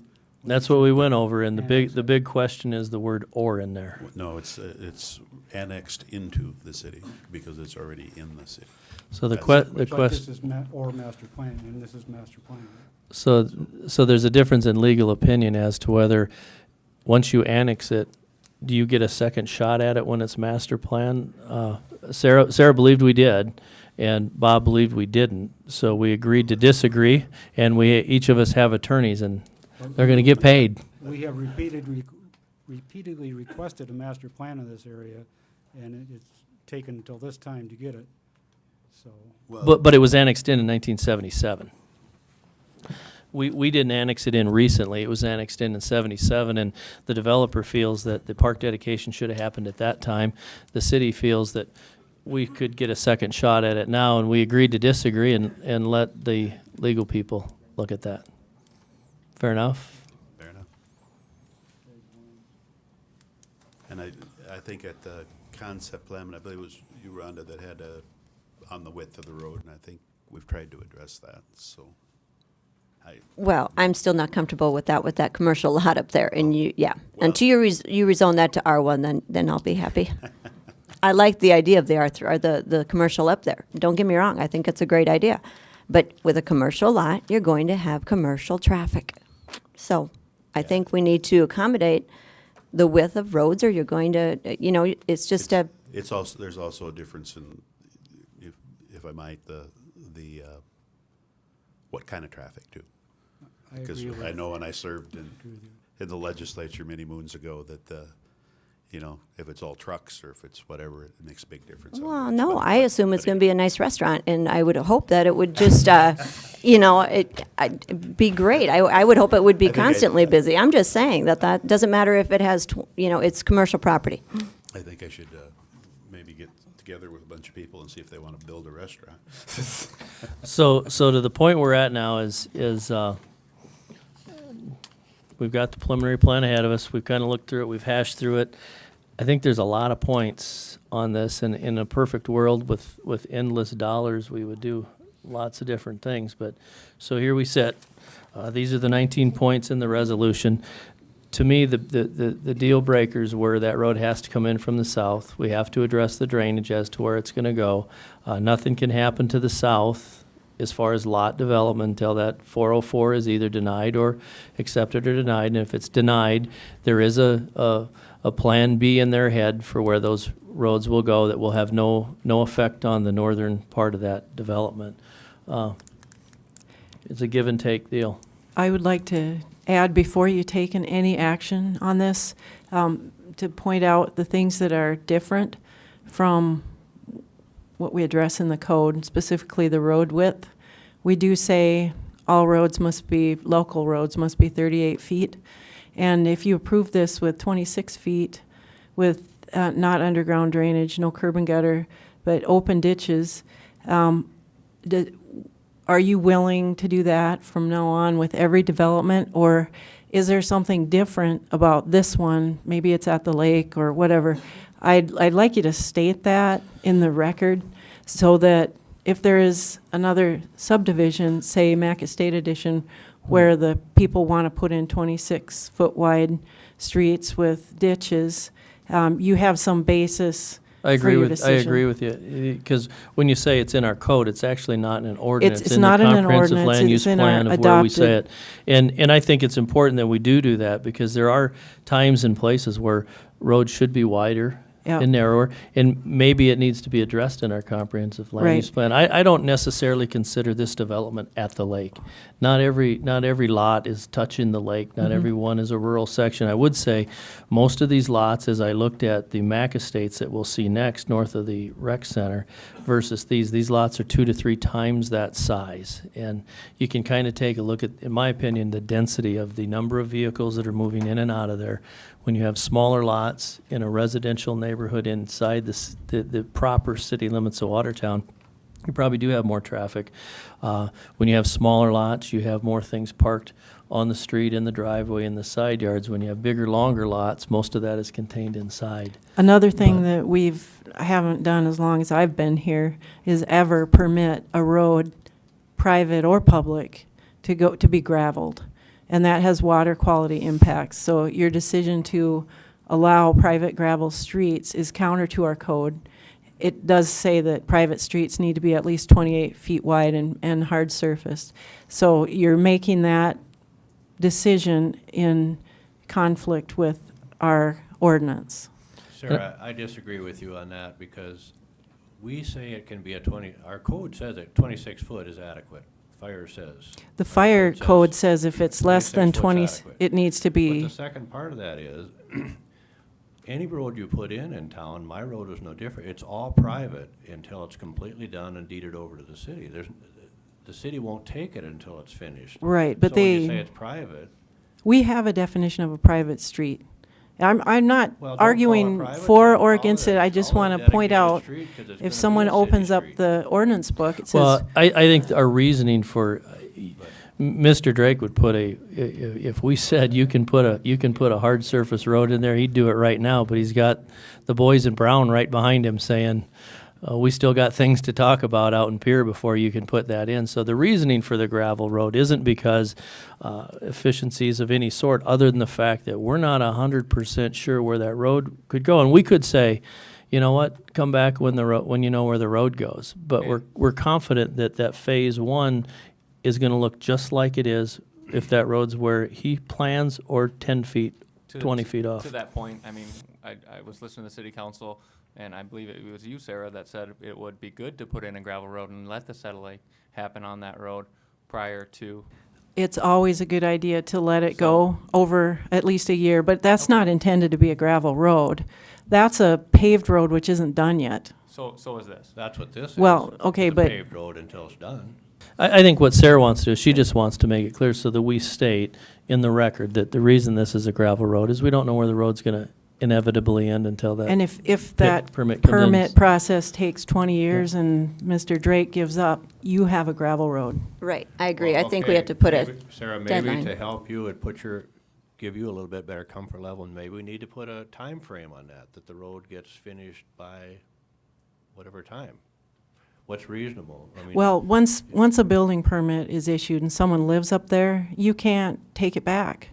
And you can't force someone to do something if they. You can move the you know, road into a place where it's pu- accessible. Building the road appropriately, it might require fill in that wetland if they can't get permit where the temporary road's placed. But I built a lot of houses in town where the roads have been graded and they're up to grade and so forth, and I've got a building permit and I've started and the road's not done. Sarah, No, I thought I we were know. pretty clear on this today when we were talking about it, that we were gonna have a gravel road, and when it was time to pave it, it was gonna be paved. I think we were pretty clear. I think that's what we're on the understanding. I'd rather not argue the point. Okay, on it. I don't mean to argue, I just want to point out. Yeah, I the think it's impact. important that we don't set a precedence of allowing Yeah. gravel roads in the city limits. Right, That we wasn't don't our want that. intention on this. We're just, Well, we're can't we just put a holding off. deadline on it then? If it would help somebody, we'll put some wording in there to help them. Rod, when do you expect that, we're going back to, this is number 2, where it says the developer must agree to maintain and provide snow removal on the gravel streets at the time that until such time the streets are paved and accepted. We can put 3 years. I mean, I look at it, we talked a little bit about this before. Those aren't cheap lots that are up there, and the people who are buying those lots and building there, they're going to demand a road as soon as possible, so the intention is to put it on The there. road's gonna get paved. I Yep. mean, that's, Yep. what we're proposing to do here, something on the interim basis for a few years. And who knows how long that 404 permit, if it is, To be reevaluated within 36 months? right. I look and I say, I think it's fair to say to Think it's gonna take reevaluate. that long, Rod? You said earlier, I would- 20 days. Well, that's what- I would think next year it would be. Yeah, I would paved, say but with, I mean, that's an extreme case. I would Dennis. think, but. I mean, I'd prefer, I mean, I'm gonna speak as an individual, I'd prefer not to have a gravel road there for 3 years Right, yeah. with the mud and the rain and. the I'd erosion. prefer to have the city take it over too. 24 months, I mean, you're gonna want to put it in, it's gonna take some time, and you want that to settle Right. also. Yeah, you don't wanna plow We're snow already on that looking and at grade it Phase yourself. 2 of that road, you know, for them lots and things like that. And that's not planned for this year, it's planned for next year. So would like 24 months Right. be? We can just put an item to not, paving not to exceed 24 months. Or some, I mean, or, and I think it's fair you can come back too. You never know what you can run into. What about putting in there 12 months? Because you could do the whole south end and the whole north end Well, in 12 months. The only issue is okay, if you put in a 404, and maybe that's not quite the way it is, you may have to adjust something. You're still, Some of the other you're parts of it. still on a wetland area, maybe you have to change something else. You still gotta go through that process. That's the only thing that could slow you down. You know, you might have to submit a second one, or upgrade it, or change it. That might take longer. I don't know that. This is we're the dealing first with- time I've ever dealt with it, so Rod You're could deal- probably tell you yeah. more. You're dealing with the federal government there, so, and just the advertisement's gonna take 120 days. But they also gotta go through the internal office reviews and things like that beforehand, before they present it for advertising, for public input and other agencies. So the 404 is gonna take some time, and that's why them lots was put into phase 2. 12 months is putting us just at the beginning of the next construction season. If we went 18 months, 24 months would give you this Well, if construction you said season and 18 next. months, that would be by the end of next summer, that road would be finished. Is that reasonable? And if, I guess, You know, I the guess, other thing, we Bob, could if that always come doesn't back work, we'll if have to it's a problem, revisit it. yeah. Right. I say complete it at the end of 18 months. And then, again, that's a condition that I mean, we if can your come back and 404 look is at. Hanging you up and they think Well, you need another like I month, said, we bring can it always back come back talk and about adjust. it. If something happens, we can look at it then, Yeah, I don't. Can you explain to me why why we are so set on ditches instead of curb and gutter, other than the expense? I mean, I get that. No, I disagree. I mean, really, Do you have that picture, or that? water flow is not controlled as well with ditches. Actually, they say that in a major rain event, that water control is better without curb and gutter, because that tends to funnel things and do whatever. But I guess the real reason for it is I think it just looks more like a rural setting, more like what you'd expect to be at the lake, not having the curb and gutter, not having that sort of thing. We're already talking about, plenty of other expenses in this thing. That it's not the expense side of it that I think it's more the aesthetic side. And I don't know if But again, Brad- curb and Brad gutter. has some pictures of over Green Bay where they do this same thing, where they do this more gentle slope. See that? But the curb and gutter determines where that water is going to flow, so you can drop it into pipes and get it away from homes and away from, buildings and whatnot, Yeah, but you're doing the same with We're gonna be doing the with same the thing with ditches these too. swales, too. until they decide to fill them in or put something in the way of the water to go down. I mean, is there going to be an ordinance that they can't touch that right of way? There'll be easements on certain parts of it, like Well, on what the your front side calls of the for. lots, there'll be a drainage easements and stuff. It'll be within the right of way.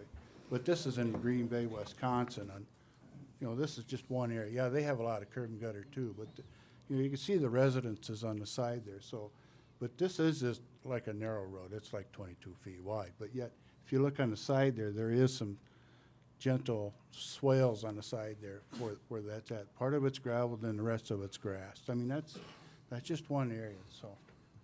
It's just- One thing too, up in that area, there's a lot of There's a lot- variation in slope and topography. There's a few flatter areas, there's a lot of areas that are steep, and And that's the yeah, thing that it we're gonna comes have and here goes. is that It's gonna be pretty steep up there. Yeah, in if Stony it Point. was just flat, like it is up in the northern part of Watertown, it'd be a little different too. Right. I mean, as far as how you're doing it too, so, but, yep.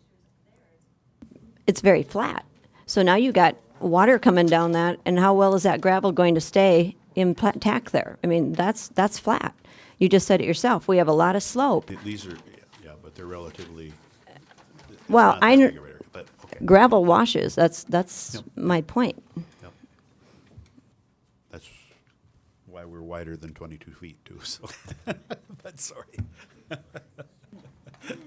I don't want to spar, I'm just whatever. He's tired. Any other questions? Anybody have anything else as we've gone through the resolution? Seeing none, I'll close the public hearing. Ask for a motion and a second for the approval of Resolution 2015-08 for further discussion. I will move, Pat, to approve Resolution 215-08 as written, I believe, right? No, we have to add. the We extension added of that the 18 months in number 2, correct? And then, And on 10 numbers. foot on one side, Yep, you know. Okay. yep, where we took that or option out. I have a motion by Mr. Arnold, I have a second. Second by Mr. Lawrence. Any further discussion? You know, I know a lot of us would like wider roads just because they can never be too narrow if they're wider. But it's a give and take. Any other discussion? So you're okay in the 26-foot. Yep, where the resolution has 26 feet of asphalt with a 66-foot right-of-way, with the exception of Williams Drive and Hunk Potty Place, where there's a 54-foot right-of-way there. The those interior roads. Yes, same size road. And what if it doesn't fit? If what doesn't fit? Ditches, trail, road, They're gonna shoulder have for to- parking. We're assured by the developer and the engineer, they're gonna make them fit. They Well, have to fit. I thought we were going 66, but because That's what it- I said, 60. No, but you just said there's a Oh, couple that are. There's two interior roads on the original plat that showed 54-foot right-of-ways. But I think, whoa, that's loud. But I think also, Pat, The in other our thing too, conversation, Stony it was Point Drive 60. that came up and down was gonna not to be improved at this time also. The Stony Point Drive that went north-south on that lot line was unapproved, so you don't have to improve that. Say that again, But Ray? I do think that those roads, was it not, that go all east and west were going to be the right-of-way wider than what is recorded on that? Oh, okay. Did I Yeah, miss think that? it That was there- 60 or we were gonna 66 leave that them we were gonna 66. do That's that. how I remember it. Okay, Yes, I okay. remember it that I way. take that back, then the right-of-ways will be the same on them. All right. Any other questions? Discussion? Well, what I remember, Doesn't matter that much. what I remember from that discussion was that 54-foot right-of-way versus a 66. Rod was gonna look at it and see if he can get the drainage and the grades, and if he can't get it in 54, it was gonna have to be wide. But you thought, it seemed like three of us heard three different things. Yeah, I'm that's not sure. kind of the way I thought it was too, is, you know, to make it fit, but whatever. How we need to address it in here, probably need to address it for various people's comfort level.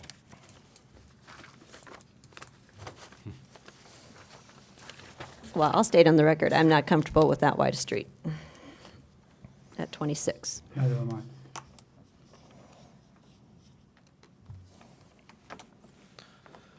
Any other discussion? Seeing none, I'll ask for a vote. All in favor, say aye. Aye. Aye. Opposed? Roll call, please. Dolly, Yes.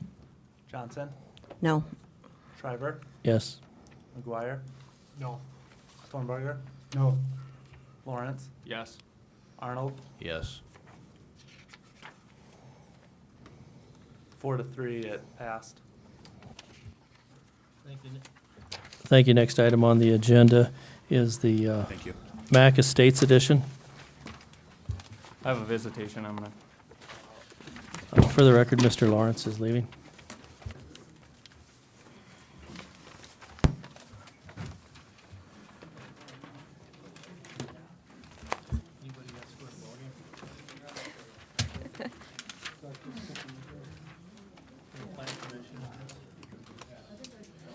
nobody cares about this one. What's that? Nobody cares about this one.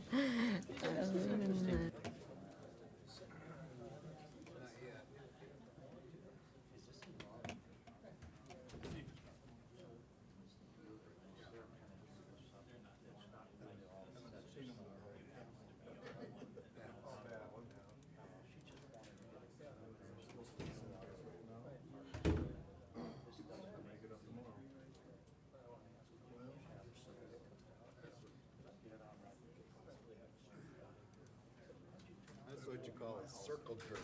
That was a circle jerk.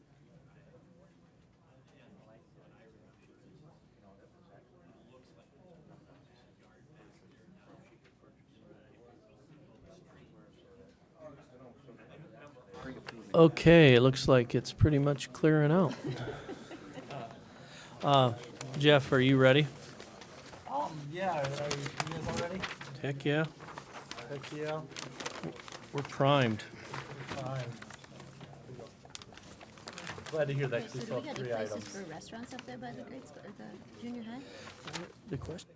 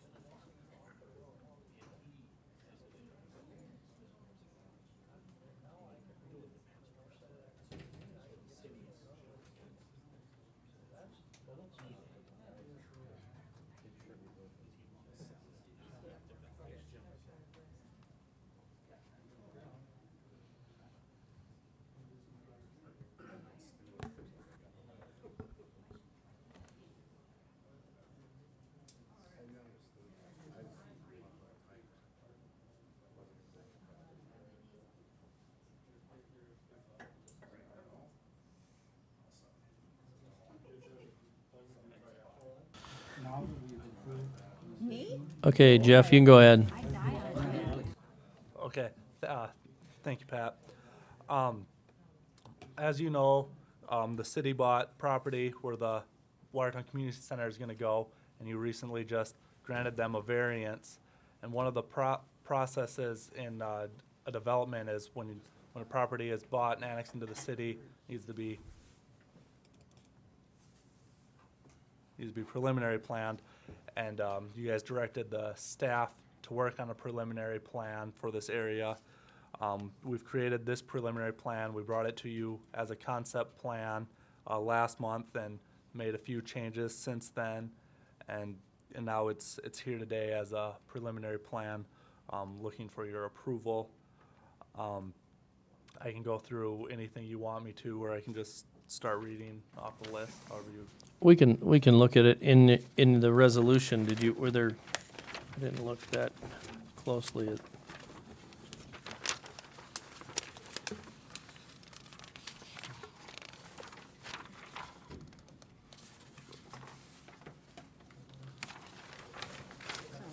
The resolution does have conditions on it. Let's take a look at the conditions on there, just like we did on the last one. The question I have on this, Jeff, this is a little, how would you say, unorthodox that the city master plans property they don't own, but we've always asked to get a general idea what's going on up there. The question I had is, go down to the drainage area there. Was the park dedication on that top corner of that picture? That top corner was shown more for drainage. We do have in the resolution that the park dedication needs to be addressed because we haven't heard from the park board where they would like land dedication. Okay. We did hear back in their January meeting that they do want land dedicated. We just don't know where. Okay. So that outlot A, that's actually a drainage area, Yep. not park.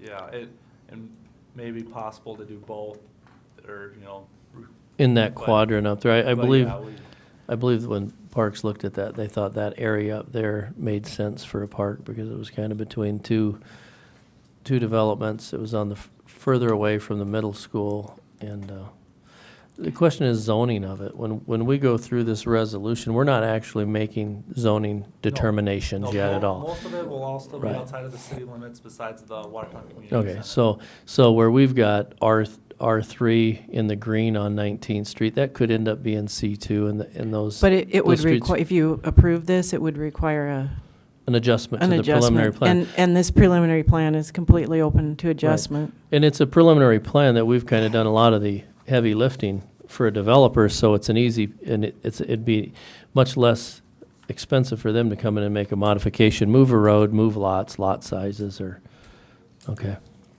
I would like to just clarify for the record why the city's doing this. We took a parent parcel, which I'm going to call Mac Estate Edition Lot 2, and we broke it into two pieces. One would be rec center, and two, the rest. And my interpretation of our code is that when you subdivide land in that way, you should be doing a preliminary plan. And there had never been one done on this, and we're the developer in this situation. And so it's our responsibility to do it. If the owner wants to do it, the owner can do it, but certainly the developer should do it at the developer's expense. And we are the developer in this case. So not that we're going to go all over town and do this, but in this particular case, I think we'd be breaking our own rules if we didn't do this. And so this enables us to administratively plat the rec center edition, so, or whatever we're going to call it, Mac Estate 3rd edition or 2nd edition, in compliance with our own regulations. So we're not asking someone else to do something that we aren't willing to do ourselves. And in this case, the rec center and the middle school are in a different drainage basin than the rest of the addition. Hosanna Church is also in the Roby Creek drainage basin, but everything in color there pretty much drains to a different watershed, and we haven't completed the drainage analysis of that. The drainage analysis is done for the part we want to plat for our community center or the rec center. That has already been analyzed, and detention ponds are already built. Water quality facilities are already in place for that. And we also have a grading plan in place already for that addition. So this is just kind of filling in the rest of the holes to make it complete so that we have a compliant, I can issue an administrative plat for the community center addition in complete compliance with our regulations. And then we can take the rest of it further if we want to, or if Mr. Orris wants to do that on his own, it's his property. I think he's already looking at doing it through his own private engineer. And it may look like this, it might look like something completely different. There's 1,000 ways to do this right. There isn't only one right way. This is just a suggestion. But if you approve this and someone wants to plat a part of it and they match it, I can issue an administrative plat, and it can be very quickly approved and ready for construction. So that's a benefit. Sarah, have you visited with the owner? Yes. And consulted the owner? Mhm. Okay. I'd like to go on record as thanking the city and the staff for coming up with this plan. I appreciate that. Oh, you're welcome. I do think it's a good idea to, we're a pretty big stakeholder in that quarter land up there as far as what the city owns and the investment that they're putting into that. But you can go through the points. I guess I can. The property will be platted in 3 years. That always happens. No development shall incur, except for Lot 1, Block 1, until the grading and drainage plan's been approved by the engineer. No development will occur in water quality and quantity until the city engineers approved it. Park dedication needs to be in accordance with section 1401 20. And parks have said that they do want park dedication on that quarter land. The developer is required to to obtain their stormwater permits. Anything else?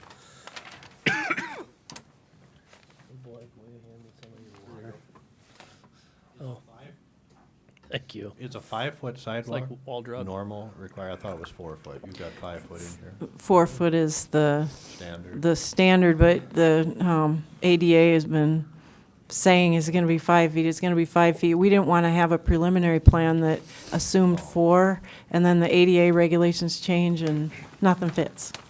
We wouldn't make somebody else do that So necessarily. in a case like that, they could come back and say the preliminary plan said 5, we'd like 4, because that's Right. what our ordinances say at Yep, that time. and we can would do that allow at it. that time.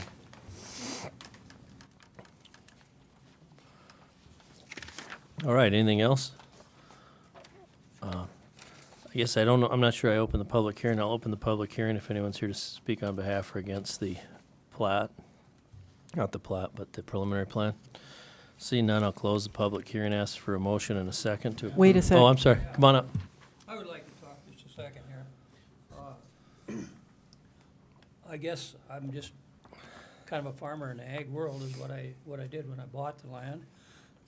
And so it's been quite a process, and I'm here to learn. I'm not here to tell anybody how it should be, but anyway, it was kind of amusing, you know. Sarah tried to Could you call state me. your name for us?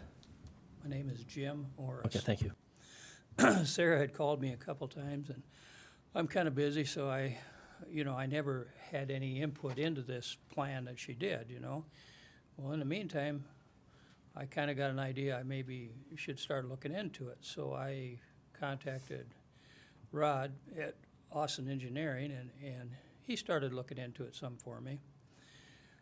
But I really haven't got a whole lot to add other than in this plan, is there any commercial lots, or is that going to be? What we did, that's the first question I asked earlier, is we're not zoning anything right now. We are laying it out, Yeah, though. it's- I mean, it's kinda there laid is out. a zoning section of it, and we did anticipate that there would be some commercial. And that but- was what I had said earlier, is if you pull it up, there's a small portion of commercial, but I had mentioned earlier, I wasn't comfortable actually zoning this. Block 12, that yellow color is commercial, and. We and- can certainly change it. Right, and I said, I can foresee commercial moving further up on bigger lots, just like it is south of that intersection too. Yeah. And and Rhonda made the statement of, boy, if this is a place of interest where a lot of people go, we've got a lot of schools there, where do they go to eat? Maybe there'll be a restaurant or something that will go up further north on that corner up there. And that's why I think it's a great thing that the city does, is just says, hey, it's laid out, this is what it can look like. So we know when we're doing things to the south, but we also don't want to handcuff a developer to say, this is how you have to do it. It's your property, because Well, yeah, you never that's- know who approaches you. Right. Well, that's one thing I wanted to make sure that this wasn't all carved in stone, because it may look different than that from what we think we want. And of course, Sarah is completely right. You gotta know where your major roads are when you start this deal. So I'm not complaining about any of that at all. And there was a couple of points there. I think when we did the contract with the city, there was gonna be storm sewer along the east side of that 15th. So some of those lots on the east side of the city land, I would think, are possibly gonna get drainage going into the retention pond that's already there. Because I know we're putting storm That's sewer- true, yes, that does drain, that where it says block 7, I don't know what you have up. Yeah, okay. Part of it does drain to the existing detention ponds. Yeah. Well, it's nice to be able to talk to you people Well, anyway. the other thing that's interesting while you're here, we'd talked from a park board standpoint is, can you bring that down, shrink it down just a little bit for us? One thing, and it's nice that a developer comes in and talks to us, because I know the park board has said, when we see a quarter of land like that, we'd like to be proactive and work with the developer and say, this is where we want the park to be. This is based on our major collector roads and what we kind of foresee the road. We have the road grid basically out there in relative stone as to what's there. And we like to say, this is the area we'd like to put a park. And we've even gone further and said, boy, it'd be nice if the city bought the land up front at today's prices before it's developed, and designated where that park and where that drainage is, because we felt that that would enhance the value of the land around the park. And generally, that area will develop first. People are going to want those lots around a park, and then you spread out. And instead of our parks being afterthoughts, maybe we could make our parks forethoughts. And I know the park board has worked with Sarah and said, let's just look at the edges of town where we think development is, and let's brainstorm as to where, if we had a choice, where our park could be, and can we start working with the city or with those owners now rather than later. And the park board really doesn't have, it's the city council that writes the check in the end, I assume, but we want to kind of work in conjunction with everybody, and even up here, it'd be nice to say, where exactly would you put a park, you know? I think the park board thought over on the Outlot A side somewhere would be nice, in between there and Northridge, and not close to 19th, because that's going to be a pretty high traffic road, and we don't want kids running out there, but we want it accessible. Yeah, well, there's, I guess we're flexible. We'll probably try to help do whatever we have to do, but so far it's all kind of just keeps. I found this in the paper. One of my buddies calls up. He said, "Hey, your land's in the paper." I said, "Really?" You know. So that's how we found out about that. I knew that Sarah was working on roads, but I never dreamt she was doing this. And then of course I bought the land, and all of a sudden it's Mac Estates. You know, I don't know where they come up with that name, but anyway. Well, you give us a park, and we'll just call it whatever you want us to call it. Well, I guess that's all I got. So. But I do think this is an area, once the school's there and once the rec center's there and Hosanna Church is there, I think this is going to be the next area we should start seeing it. It's nice to see, you know, Blake used the word fictional. It's not quite as fictional, but to get an idea what it could look like, so that when people talk about it, we can say, yeah, we know where the roads, you know, 18th has always been a road of contention for this board, because we've said when people drop kids off at that school, we'd like them to come all the way to 18th and 19th and drop back down to alleviate some congestion there. But the faster that area gets developed, the more happy a lot of people will be. Yeah. We can name a roundabout after the Oris Roundabout. Yeah, right. No, I don't want my name involved, but I don't know about You'd rather have it in a park. Yeah, make it Glacial Lakes Estates or something, you know, I don't know. But anyway, it's probably be just fine with Mac Estates. It's already there, you know. But Well, anyway, thank you. I guess that's all I got. Thank you. Thank you for coming. Thank you for waiting. Yeah, okay. Okay. Does anyone else have anything to say? Come on up.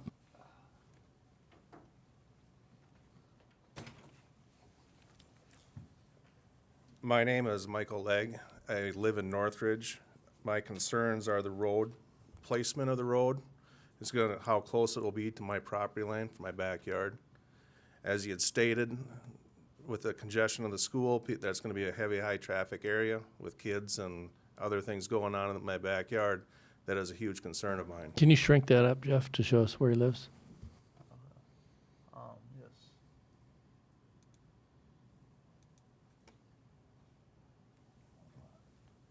Oops. Right here? Yes, that would be my lot right there. To the north of me, I have the watershed area there already. We don't have Other concerns with drainage is I've lived there for almost 9 years. Where the watershed area there, that is heavily saturated with water, the farmer has not been able to farm in there. My concern is he's gonna start filling in for lots for houses. Where's that water gonna go? Those are really important concerns to address, and I'm glad you said it. I would like to explain that the city has a comprehensive plan with a major street network already adopted, and some of these streets were already adopted in the major street plan. So we generally already have section line right-of-way along every section line, and then our comprehensive plan breaks every section into quarters, and those quarter lines also have collector roads on them.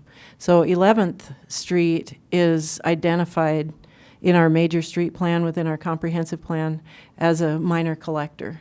And that's been in our plan probably for 10 or 15 years. I understand that. Is there a timeline when this road will be built? No, it's completely market-driven, and we aren't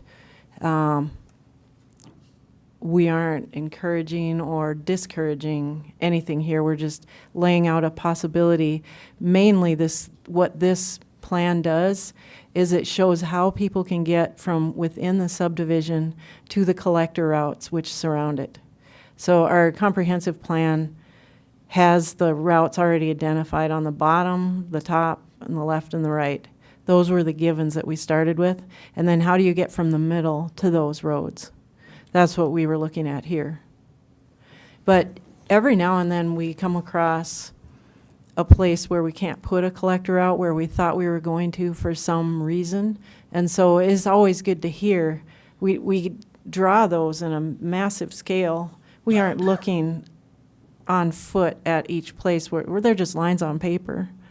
And so sometimes it doesn't work out. And if there's a reason it doesn't work out, we want to know as soon as possible. And Sarah, the road that you're probably not talking about 11th Street so much. It's the road Yeah. that drops into 11th? No, I am talking about 11, Is it? because Yeah. that would come close to my property. That's my concern. That's your backyard. That is my backyard, and I part think of that it- is not mine. I don't know. Yeah, I think it's who already owns part of platted. it, But I do maintain it. It's part- for mowing and for. Platted right of way already. Yes. I just would like to know how close that's gonna be to my property line. I want to know how close the road's gonna be. For water issues or just for nearness of traffic? Traffic Just issues. traffic? Well, I think we 80 could give him an idea of how wide that right-of-way is, and then how far from his property line would the center of the road be? Well, it's an 80-foot right-of-way. It's a 40-foot road. So, So you had 40 to the center of the road, 20, so it'd be 20 feet And from the your lot sidewalk- line to the inside edge of the road, and 40 feet to the center of the road. the sidewalk generally goes right next to your property line. Your property line won't move. I don't believe you'll be able to put a sidewalk in next to my property line due to power lines. Yeah. Because you have the power line distribution. Yeah, they get in the way sometimes. Yeah, it would be nice And if we, they were you know, gone, but but we do have space. There's a boulevard area, which is generally 10 or 15 feet wide, could be 20. And the sidewalk can go anywhere in there. We like to keep it as far away from the road as possible so that when we remove the snow, it doesn't pile up, give you big ice chunks on the sidewalk. Well, I'm sure when they plow, everything will go to that direction since there would be no housing or no access to the housing. I have not had water issues in my house, but I prefer not to. Right. And we do require detention with new developments so that they mimic the pre-development runoff rates. The other thing too is if the park area goes there, the city generally plows all the snow toward the park area too. If that park is gonna be in that corner, it's gonna be a pretty wet one. Is that gonna be built up so that, it will not retain all that water? And then the next steps is before it ever gets built out, drainage plans will come in and we'll be able to see where the low areas and the high areas are, and then the park dedications would get made. Okay. I scrolled to our street section layout. That street is a minor collector, as Sarah mentioned, which they typically have a 75-foot of right-of-way. South where the school was put in, it had 80-foot of right-of-way. But here's the typical section that we had drawn for that area. It shows approximately 40 feet of pavement, and then of course curb and gutter, and then there's approximately 10 feet of grass before the 5-foot sidewalk, and then there's a quarter of a foot to the property line. That would be the typical section of that pavement, of that street. I believe that right-of-way is already platted there on the west side of the quarter line. But like you said, you haven't done the water runoff, any plotting on that, so No, that but road it- may not be that able is to the go low through there. spot. Right. And that's generally where you put the detention. And the detention isn't going to make it worse for you. It's going to make it better and control it. It would be nearby because it's close over there by 11th Street. But it's going to be a city-owned piece of land that's maintained, and there won't be a lot of traffic there from that, and possibly even a park. So there's trade-offs too. Thank you. Thank you. And any time too, as that development occurs, he'll be notified by, Adjacent landowners will always get notified if it was like an annexation or a zoning. So if something happens in that corner and he's an adjacent landowner, he would be notified. Or if a different preliminary plan came through, again, he would be notified again. okay, thank you. Anyone else speak in the public hearing? With that, I'll close the public hearing, ask for a motion and a second for discussion. Motion to approve. Motion by Mr. Stonebarger, second by Mr. Dolly. Any further discussion? Seeing none, all in favor say aye. Opposed, motion carries. Condo platting procedures, Jeff? Okay.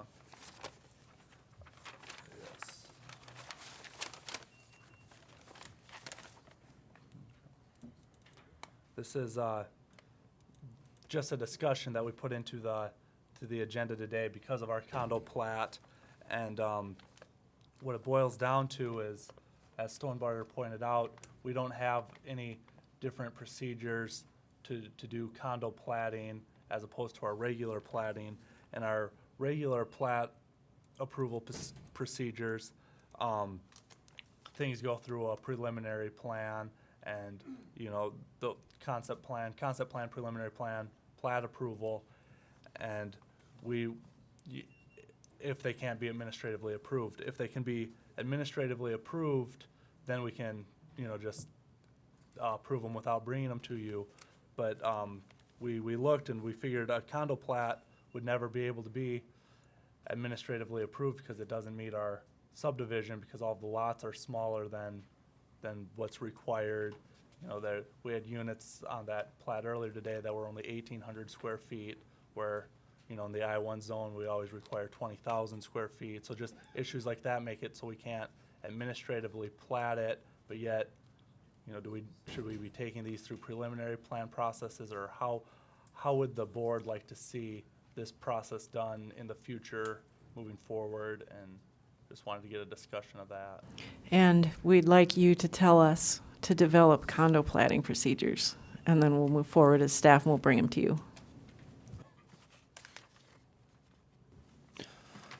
I think that's a good idea.